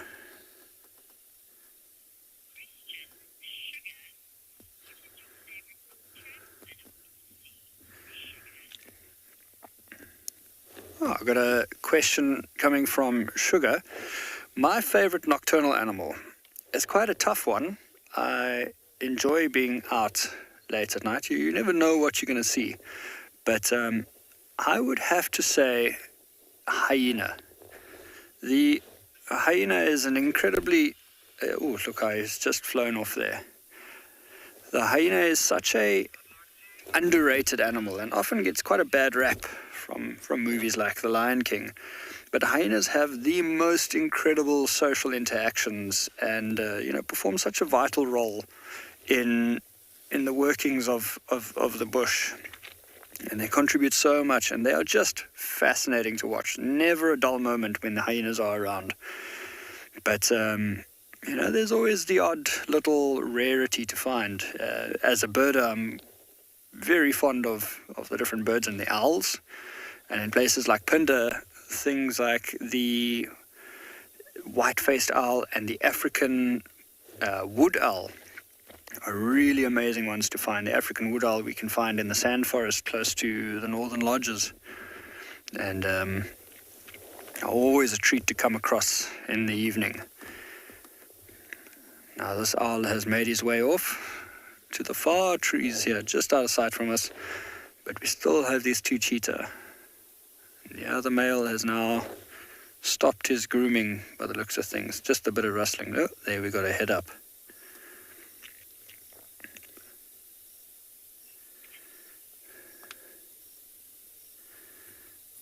Back down.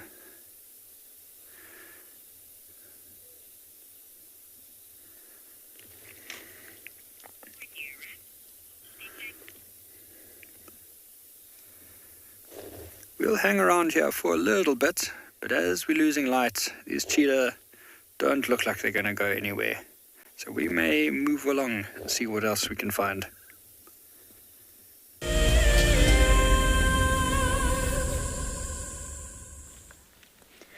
We're sitting here with our herd of elephants.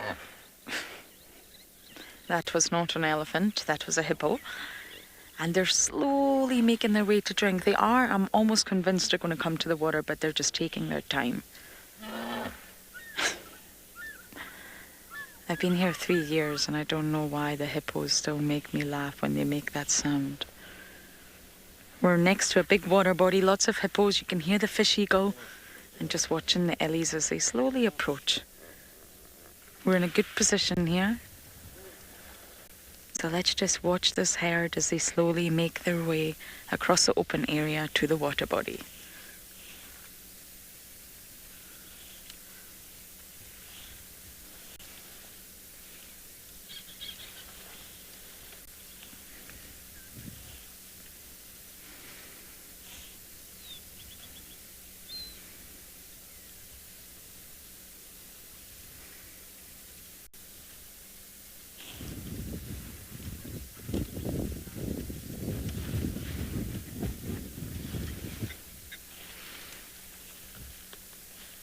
We're getting closer, everyone. Look at that little one, BK. No. Too sweet.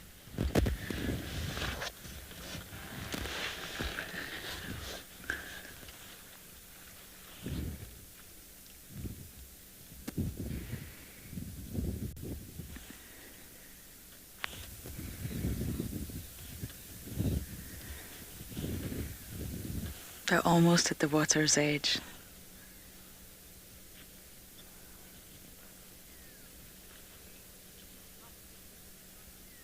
I wonder if they're going to be fussy. Come on, guys, come for a drink.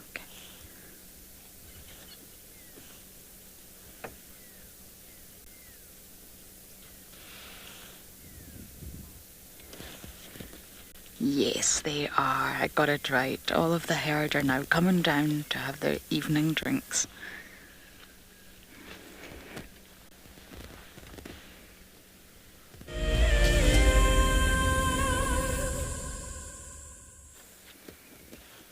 They've made it. The herd has made it down to Chitwa Dam to drink. There's lots of them. Just got enough light to work with right now. And as a hippo, not... see the hippo just in the corner there? Probably not too happy.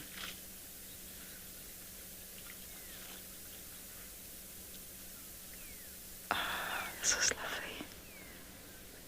Oh, and the guinea fowl too. Madeebs, where are you? It's all happening here, my friend.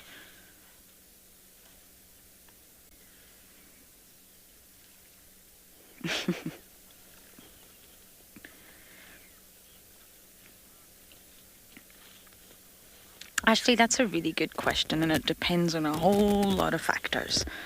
I mean, let me just do a quick 1, 2, 3, 4, 5, 6, 7, 8, 9, 10, 16, 17. Okay, I counted 17, but we've lost a lot of light. Probably didn't see that small one. So there's about 20 here. And that's pretty normal for the bigger sized herd here in the Lowveld, at least in the sort of Kruger area. And it really depends on the sort of carrying capacity. That's a term I use a lot. It's a term from ecology. And every system, every ecosystem, and every sort of population does have a carrying capacity. Even when you're speaking about herds or prides, clans and packs, there can't be too many individuals. But it does... I've been so rude tonight. It does depend on a number of factors, from environment, resources, resource availability in terms of food and water, habitat. That will define the carrying capacity. So, I mean, sometimes the herds in the Masai Mara, I would say, would be pushing more towards 30. But after that, it becomes unsustainable, Ashley. And therefore, the matriarch has to make a lot of decisions. She's got to make sure that everybody's happy. All the tantrums, all the arguments. She's got to make sure that everybody's fed and everybody gets water. So on a day-to-day basis, there will be little meetings, if you like. And those mothers that are lactating, they require more water than those females that are not. So some will want to go for water, some won't. The matriarch's got to make a decision. She's got to deal with all this sort of squabbling. She's got to make sure that everybody's fed and everybody's strong. It's all about survival of the herd. And therefore, if there are too many of them, she can't manage. That won't be successful. And therefore, that's when you get split groups. So for elephants, sometimes they'll split. A new matriarch will arise, and she will take that second group, the split group, the kinship group, into separate herds, but they will be related and they will spend time with one another. In lions, once the numbers get too many and it's not sustainable, you get a breakaway pride. In wild dogs, breakaway packs. But that number really depends on the area. But I would say 20 is a large number of elephants, but you can see there's lots of youngsters. And that's the sort of largest you will see for this area, 20 to 25.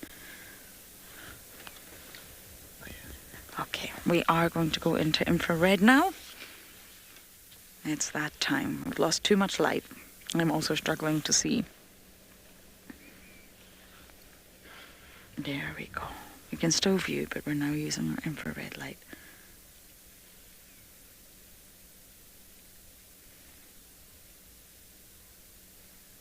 So in answer to your question, it's a really tough one because it does differ across the board. I mean, I obviously spent time in the Masai Mara, and just comparing those two environments is so different in terms of terrain, topography, habitat type.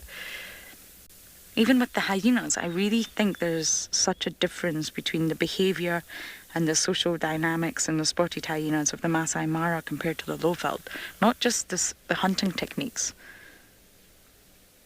So geographically, wherever you find that species will have a real big impact on various different dynamics of their life.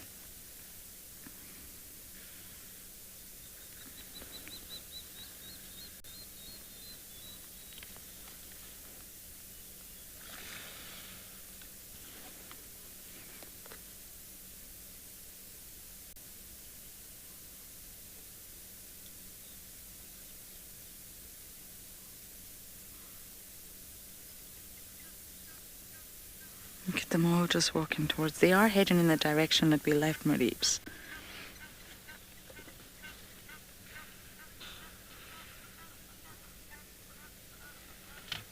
Phil, your question is not for me. This is for you, Sinead. Oh dear. Oh dear.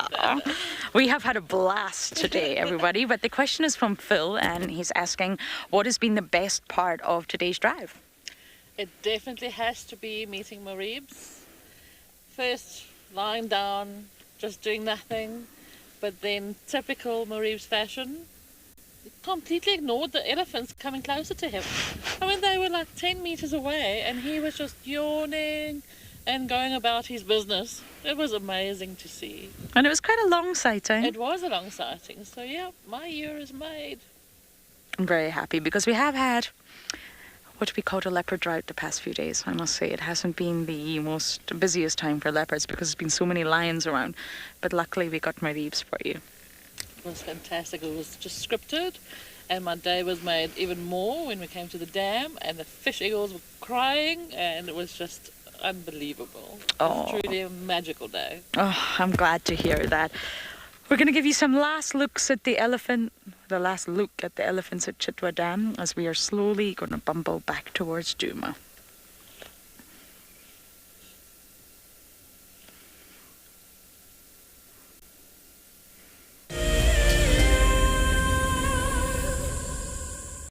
The Endangered Wildlife Trust fights at the forefront of conservation, across the vast karoo and sweeping grasslands, in remote pockets of forest, along road networks, across African skies, and in communities to conserve our wildlife and wild spaces. Help us to protect forever, together. Donate now at ewt.org.za.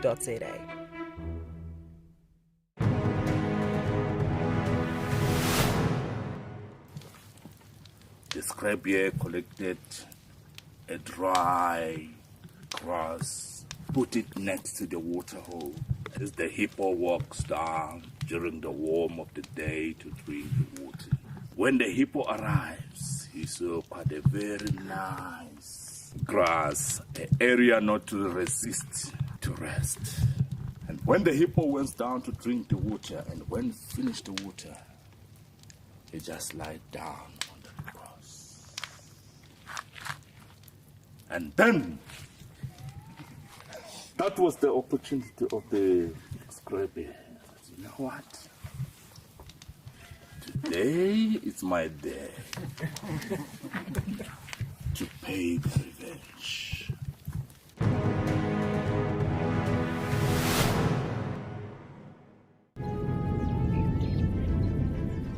Oh, it's going to be in trouble now.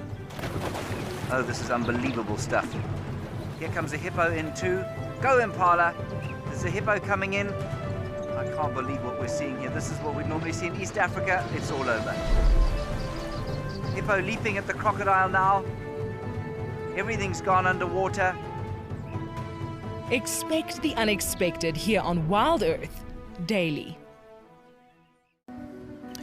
Delivering 6 hours of HD wildlife content live every day is no small feat. It's a massive team effort, and we all rely on one another. Cam ops have a bit of work to do in the morning, up nice and early, get all the checks out of the way, and make sure we're ready to go live. Helping others fall in love with nature brings meaning to what I do. It's also a lot of fun.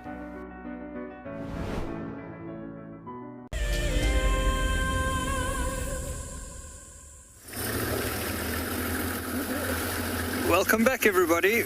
We on Phinda Private Game Reserve again, and just taking an evening bumble around, trying to see what we can find.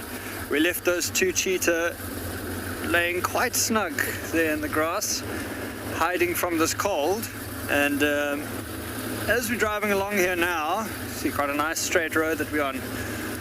We're having a look just for sort of anything of interest as we go back, but it's always cool to see some of the nocturnal animals, maybe a little nightjar flying around.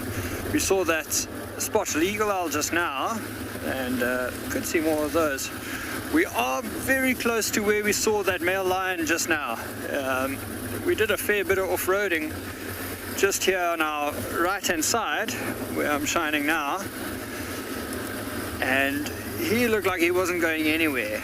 But when we had been looking for him, we never found the rest of the pride. We had tracks of the other male heading off into the distance, and earlier we drove around this block, this section that the lions were seen in this morning, and we never had anything coming out. But it's always worth checking again, because while we're not going to drive in here now and look for that sleeping male, the others that had already moved off may be somewhere around, and we know from lion behavior that they look to get active as it gets dark. You know, the direct opposite of those cheetah that we saw. So by looping around, we may even come across them coming out.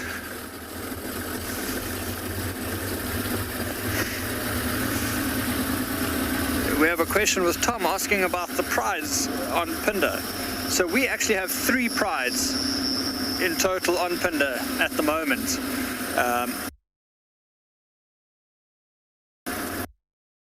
And when you're watching the WildEarth episodes down in the south of the reserve, you can come across what we call the mountain pride, and then in the far southwestern corner you may even see the Ngala pride, we call them.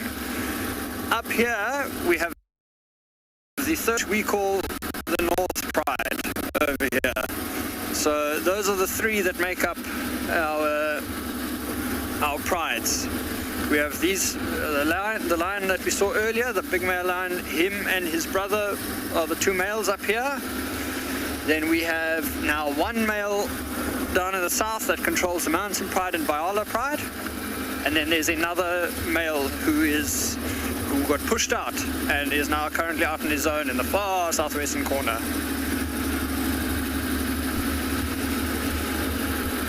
While we around here, vehicle.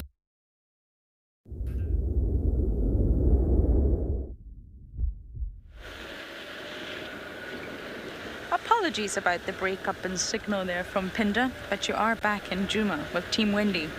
Not Team Rusty, because Rusty ain't going anywhere. But Wendy is. Wendy has left Chitwa, and we're on that last leg of the drive where really, I mean, you're completely plunged into darkness and your entire landscape is a silhouette. So you need to rely on the spotlight.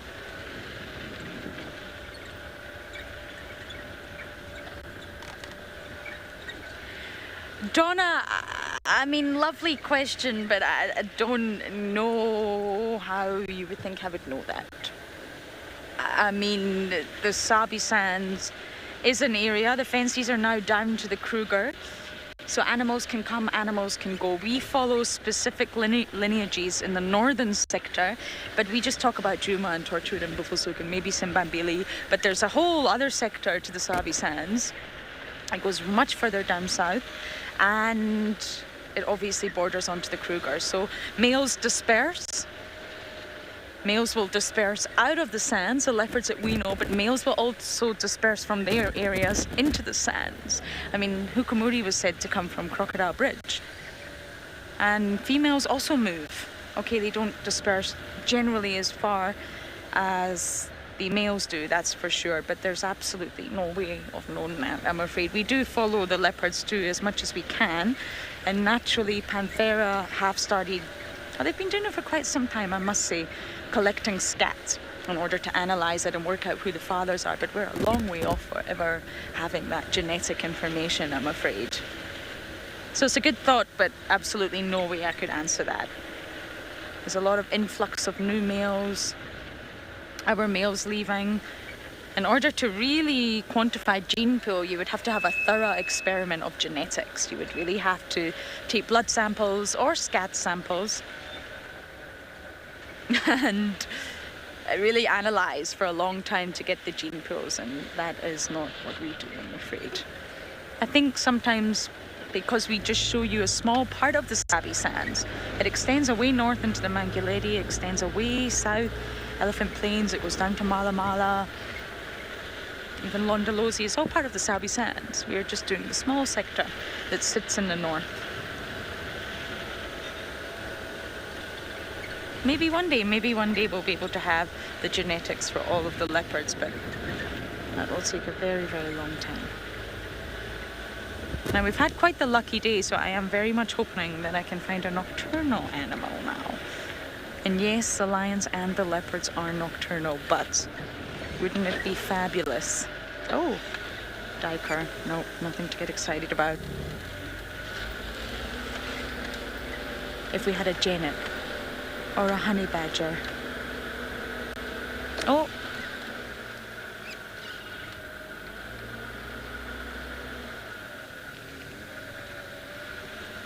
Okay, everyone, as we drive, the three of us bumbling into the dark, we're going to try something called a fast five. You ask quick questions, not big long ones that require lengthy answers, and I have 1 minute to answer each question. Sounds a bit scary, doesn't it?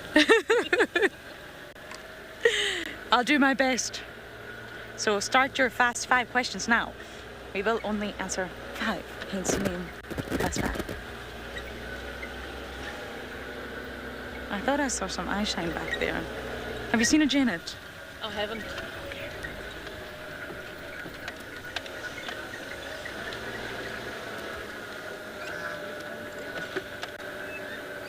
More testy, that is just a nightjar. How many litres does an elephant drink in a day?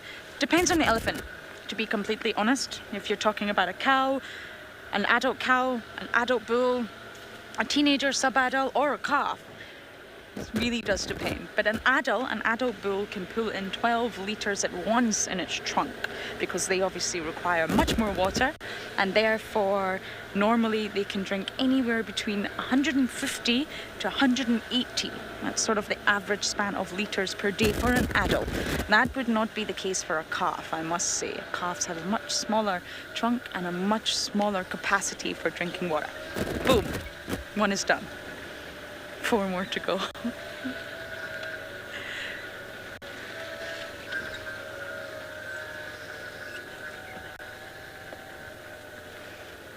Oliver, you're asking which weather conditions, so don't let that eat into my time. Damage animal tracks. Okay, that's what you're saying, BK. I'm debating here between heavy rains and wind. Wind really blows away the tracks, but if it's not that heavy, you're still going to have a track. It's just going to look old. It's not going to look crisp and fresh. Heavy downpours. Those summer rains that hit, that we don't thoroughly enjoy too much. Heavy rains, Oliver. I would say damage the most. Okay, question number 2. Bring on 3. Almost halfway there.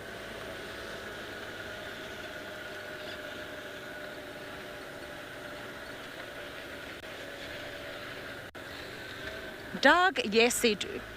It's different from lions. For lion coalitions, they will really just meet up with anybody. I mean, male-wise, once they've set their coalition, they won't really accept any intruders, generally speaking. But lions are not too fussy. They just need their band of bros in order to get that big territory and the ladies. With cheetahs, it's a little bit different. And generally speaking, obviously, there's always those exceptions, but generally speaking, cheetahs consist of brothers. I'm all stressed here. Question number 4, bring it on.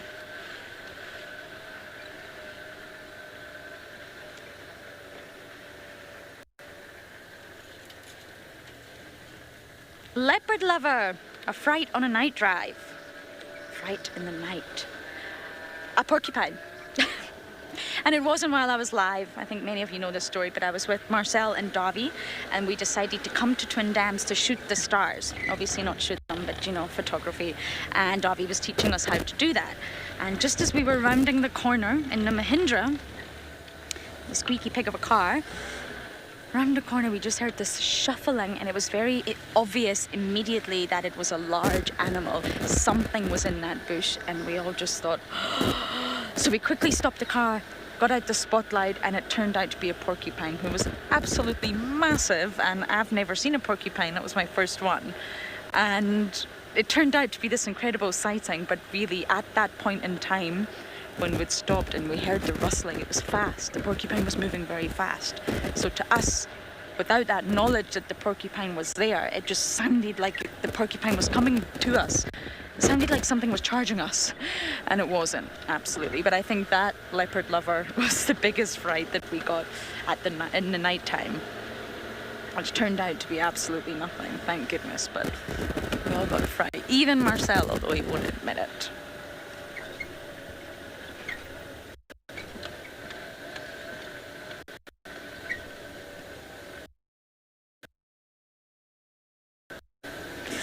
Quentin, this is a tough one because my East African experience is not huge compared to my sort of low-billed South African experience. Academically, statistically, they say that they do hunt more often in East Africa, the hyenas. I would say yes. In my limited experience, I would definitely say yes. I think here, due to the high density of leopards and lions, they will scavenge because it's so opportunistic and because they just can. That's what I love about hyenas. They just can. So they do it. This really high density of predators here, all sort of in one area. In East Africa, the environment's so different. It's so open. Remember those days in the Masai Mara? It's not dense. So it's not so easy to scavenge. Also, the sort of predator density works a little bit differently. The lion prides are huge, ferocious, and the leopards are few and far between. So yes, in my limited experience, I think they do. Whew, I made it. I survived. So as I take a chill pill now and bumble towards Djuma, towards home, we are going to send you guys over to Phinda.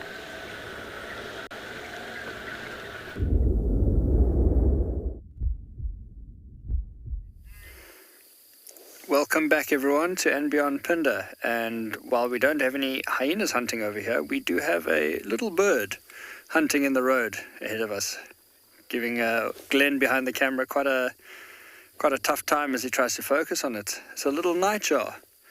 You can see as it flies up and back to the same spot in the road up ahead, hunting the little insects that have come out after dark. See how it blinks. Now, can't get too much closer to it, and it is flying around quite a lot. My guess would be a fiery neck nightjar. They are quite known to sit in open areas, like a road is a perfect spot for it. And as he's sitting there, he's just keeping a lookout around. And every time a little insect flies past, he flies up and catches it. So just in this little short period, we've seen a few kills here. It definitely counts.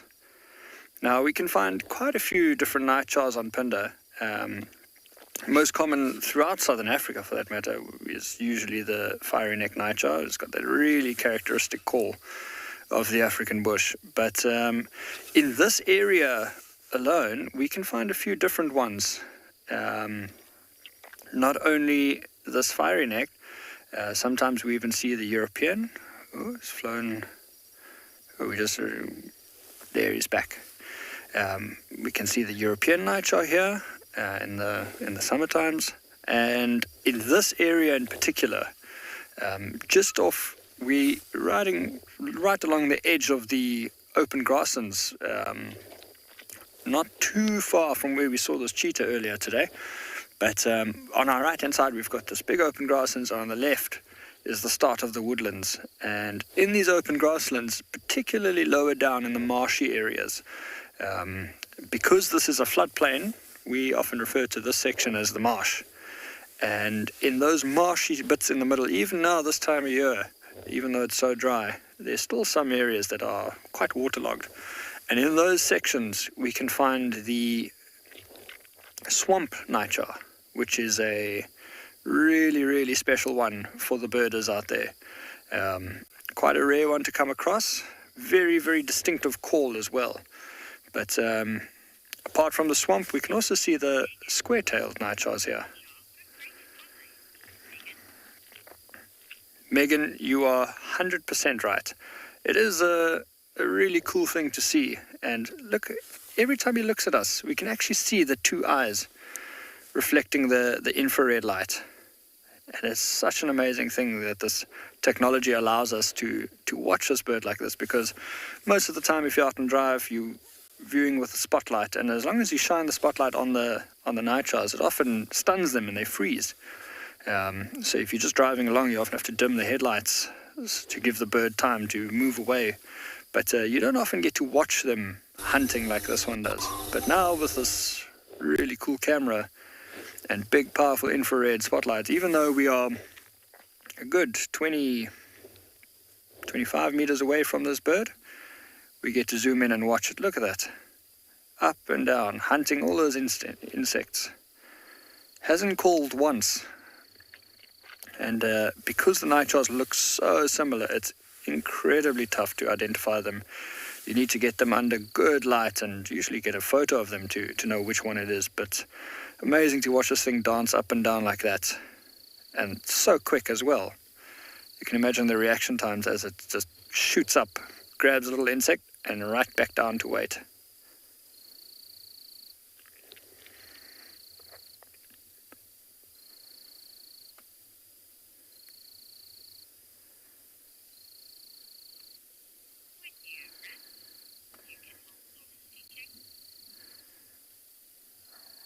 We watched this nightjar have quite the feast here, dancing up and down, non-stop, but he seems to be taking a pause here. We may carry on and see what else is out there.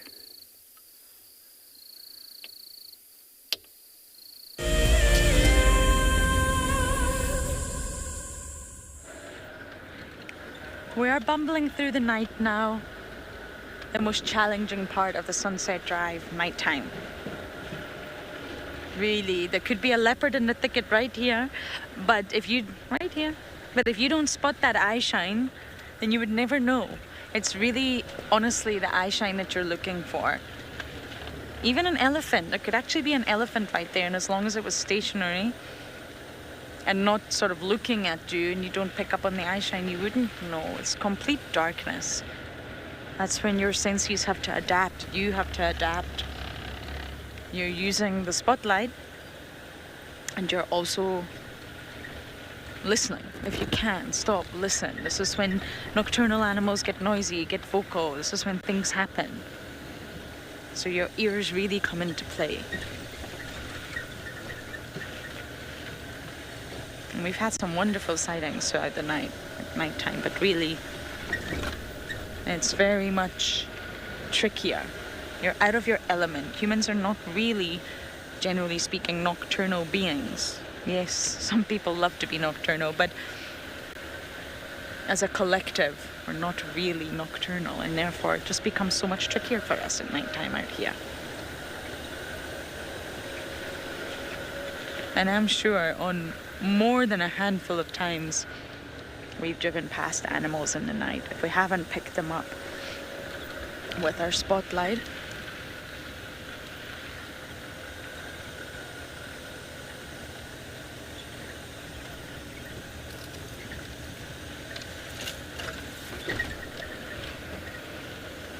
that you can spot the eye shine from afar, especially with our new fancy dancy spotlight, which was a gift. And once you spot that eye shine, you know you've got something.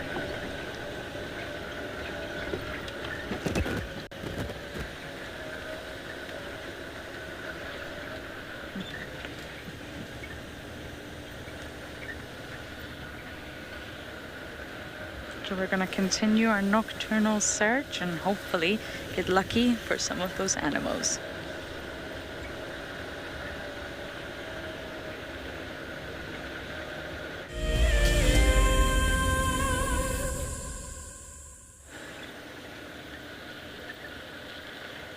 We are almost at quarantine, almost at the end of the drive. We will be dropping Snet off very shortly, but hopefully we'll get lucky with something on quarantine.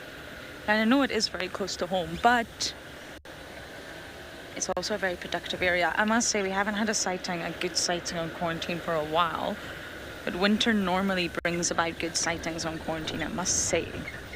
So that's what I'm hoping for. That's why I'm headed that way. Kalamba, Tingana, I haven't seen them on quarantine in a while. Tingana was in our camp last week, to be fair. Is he on your list? It definitely is. Oh. I'm hoping for the best. I know, he's a bit nomadic now. He wanders, he kind of just does as he pleases. He doesn't have to go on that territorial route. But he's been spending a fair amount of time on Djuma. He might be lucky. He doesn't sow now. Oh. So that's another sort of way that you can find him. He's a lot more silent. He knows how to play the game. He's not the strongest anymore, he's not the fittest anymore, and he's definitely not the youngest. So he's chosen the option to be nomadic. It's a very smart decision, Tingana. He really knows how to navigate his way out here. He's a clever cat. Hukamuri was a gorgeous cat, but he got himself into a lot of battles. He was a fighter. My goodness. Every time we saw Hukamuri, he had a new injury. I feel like he had the looks, but, you know, didn't make the smartest of decisions, shall we say. Whereas Tingana definitely does.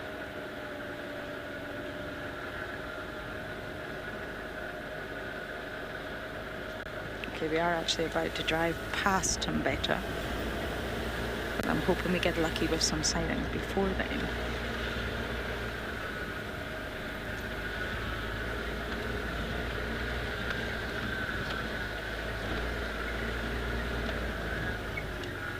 I feel like Miss Kalamba is due us a visit.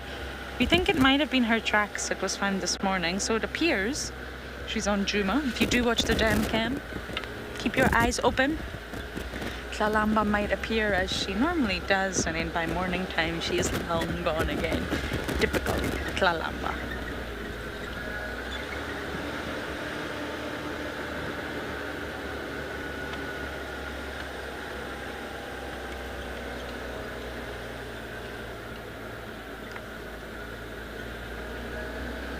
Okay, we're gonna slowly start to make our way to quarantine. Hopefully we get lucky, but for now, over to Phinda.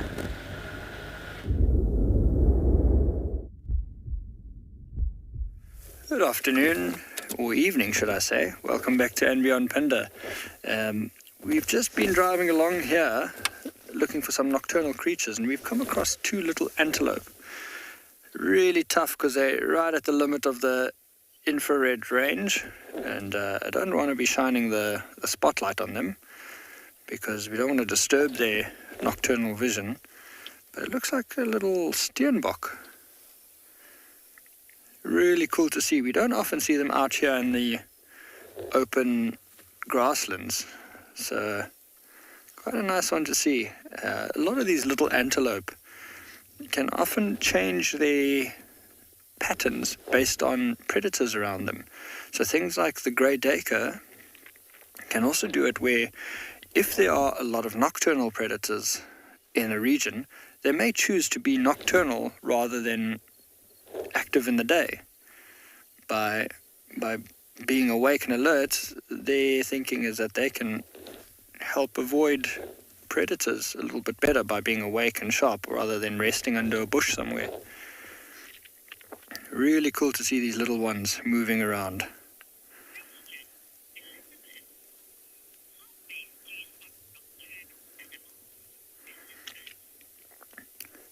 Elizabeth, that's a really good question. She's asking what's the best way to spot nocturnal animals? And Elizabeth, the way that we saw these little steenbok was actually through the spotlight. So scan it across there quickly.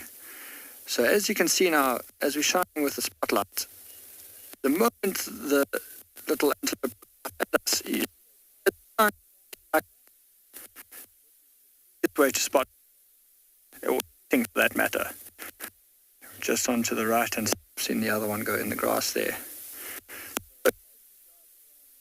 For animals, we shine the light back and forth, and sometimes you see the shape of the animal, you see the tail of the leopard hanging from the tree, or the cheetah popping its head up, although at night we wouldn't be looking for those cheetah, but the spotlight, while often illuminates the body of the animal, the glare of the eyes, the reflection of the eyes, is the number one way to spot them. You really see how it's quite something, how it just picks them up straight away. The moment the animal is looking at us, you see that shine of the eyes.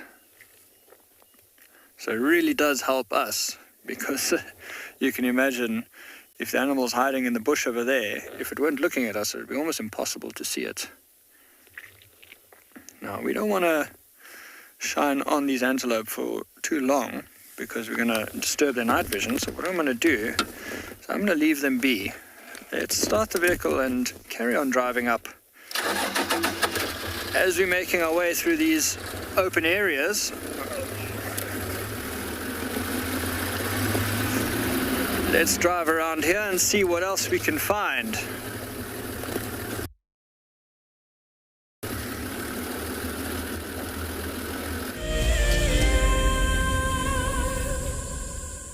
Here on WildEarth, we've been fortunate enough to watch our lion kings and queens grow up in front of our eyes. They've all become near and dear to our hearts. We cannot help but feel for them in their moments of struggle and celebrate with them in their moments of victory. We've been enthralled joining in on the hunt. We've spent countless hours watching them cuddle and snooze in the hot African sun. WildEarth celebrates our tawny champions on this important day, acknowledging the importance of lions worldwide. We cannot wait to see how their stories play out and what the future holds for the upcoming generations.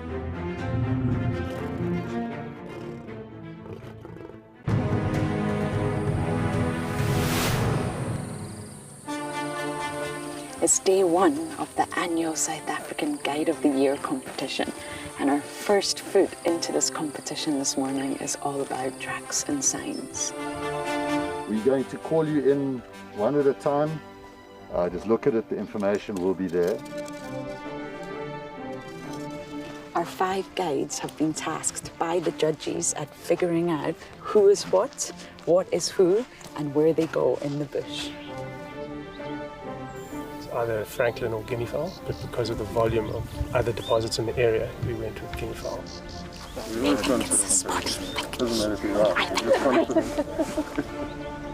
Detailing the surrounding that you need to look out for tracks. The details is very important.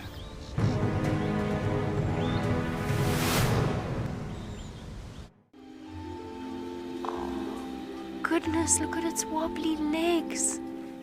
Oh, I don't believe it. I can't believe we've actually seen it. Oh my goodness. Oh, careful, careful, careful. Oh no. Oh, it's okay, little one. Okay. Expect the unexpected here on WildEarth daily.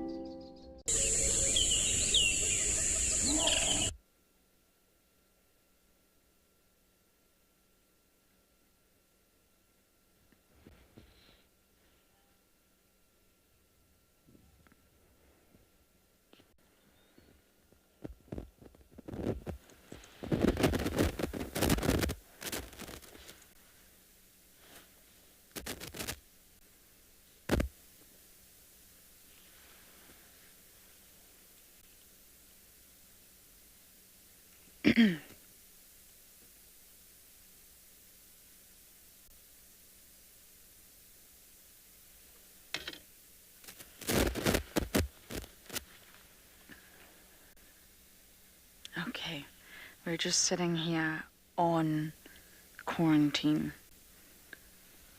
about to do our last minute bumble with you tonight.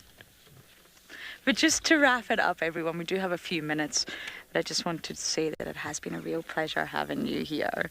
It's good to talk to people through the camera, but actually having him here on the vehicle is a completely different experience. So thank you for joining us. I hope you enjoyed it. I loved every minute of it. Thank you so much. And thank you for having me. And thank you for being such a gracious host. Or hostess, I must say. Hostess with the mustache. No, it's a pressure when people come. We feel like we have to find animals. So we got really, really lucky and we actually did find animals. But as you all know, that's not always the case out here, I must say. So on that note, let's just do our last little bumble around. Tambeta is just over here. We're going to get you home nice and safely. But let's see if we can find any nocturnal animals. We used to see a white-tailed mongoose on quarantine all the time. Literally, and I'm pretty sure it was the same individual, but I can't naturally be sure of that. So we have 2 minutes to find a nocturnal animal for you. You've never seen a Janet. No pressure. We've seen a lot of genets around, believe it or not. I think I've been really lucky with genet sightings because, of course, they are nocturnal and they are slightly elusive. They're shy because they're nocturnal. They're not used to being around vehicles. They're not used to lights. They're not used to the sounds, the smells of cars. So I think we've been really, really lucky with our genet sightings. But naturally, the sun has only just gone down, to be fair. It's not... Sorry, I just saw eye shine. Is that eye shine? Is it an impala? I think we need to get a little bit closer to find out. It could just be an impala.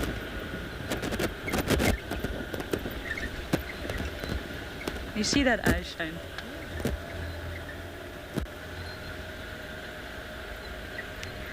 Michael, you're hoping that Sonette sees a hyena. Oh yes, it's an impala. I absolutely hope I see a hyena too. And you, of course. She really wanted to see Ribbon and Cole, but as you know, the clan, they've just moved on. But if there's a kill, if there's lions, if there's a leopard, then you may absolutely get lucky. Our sightings are few and far between, but they still happen. And this is how we generally wrap drives. We got some impala, and Sonette, you'll be able to see, we don't see anything with our eyes, but we view it through infrared. Okay. So that's how we navigate our nighttime sightings. I'm not gonna lie, it's definitely not easy. We're plunged into darkness, but of course you guys can see through infrared. So it has come to that time of day, everyone, where we must say goodbye. So from all of us on Team Wendy, thank you for jumping on board, and we shall see you tomorrow. Good night.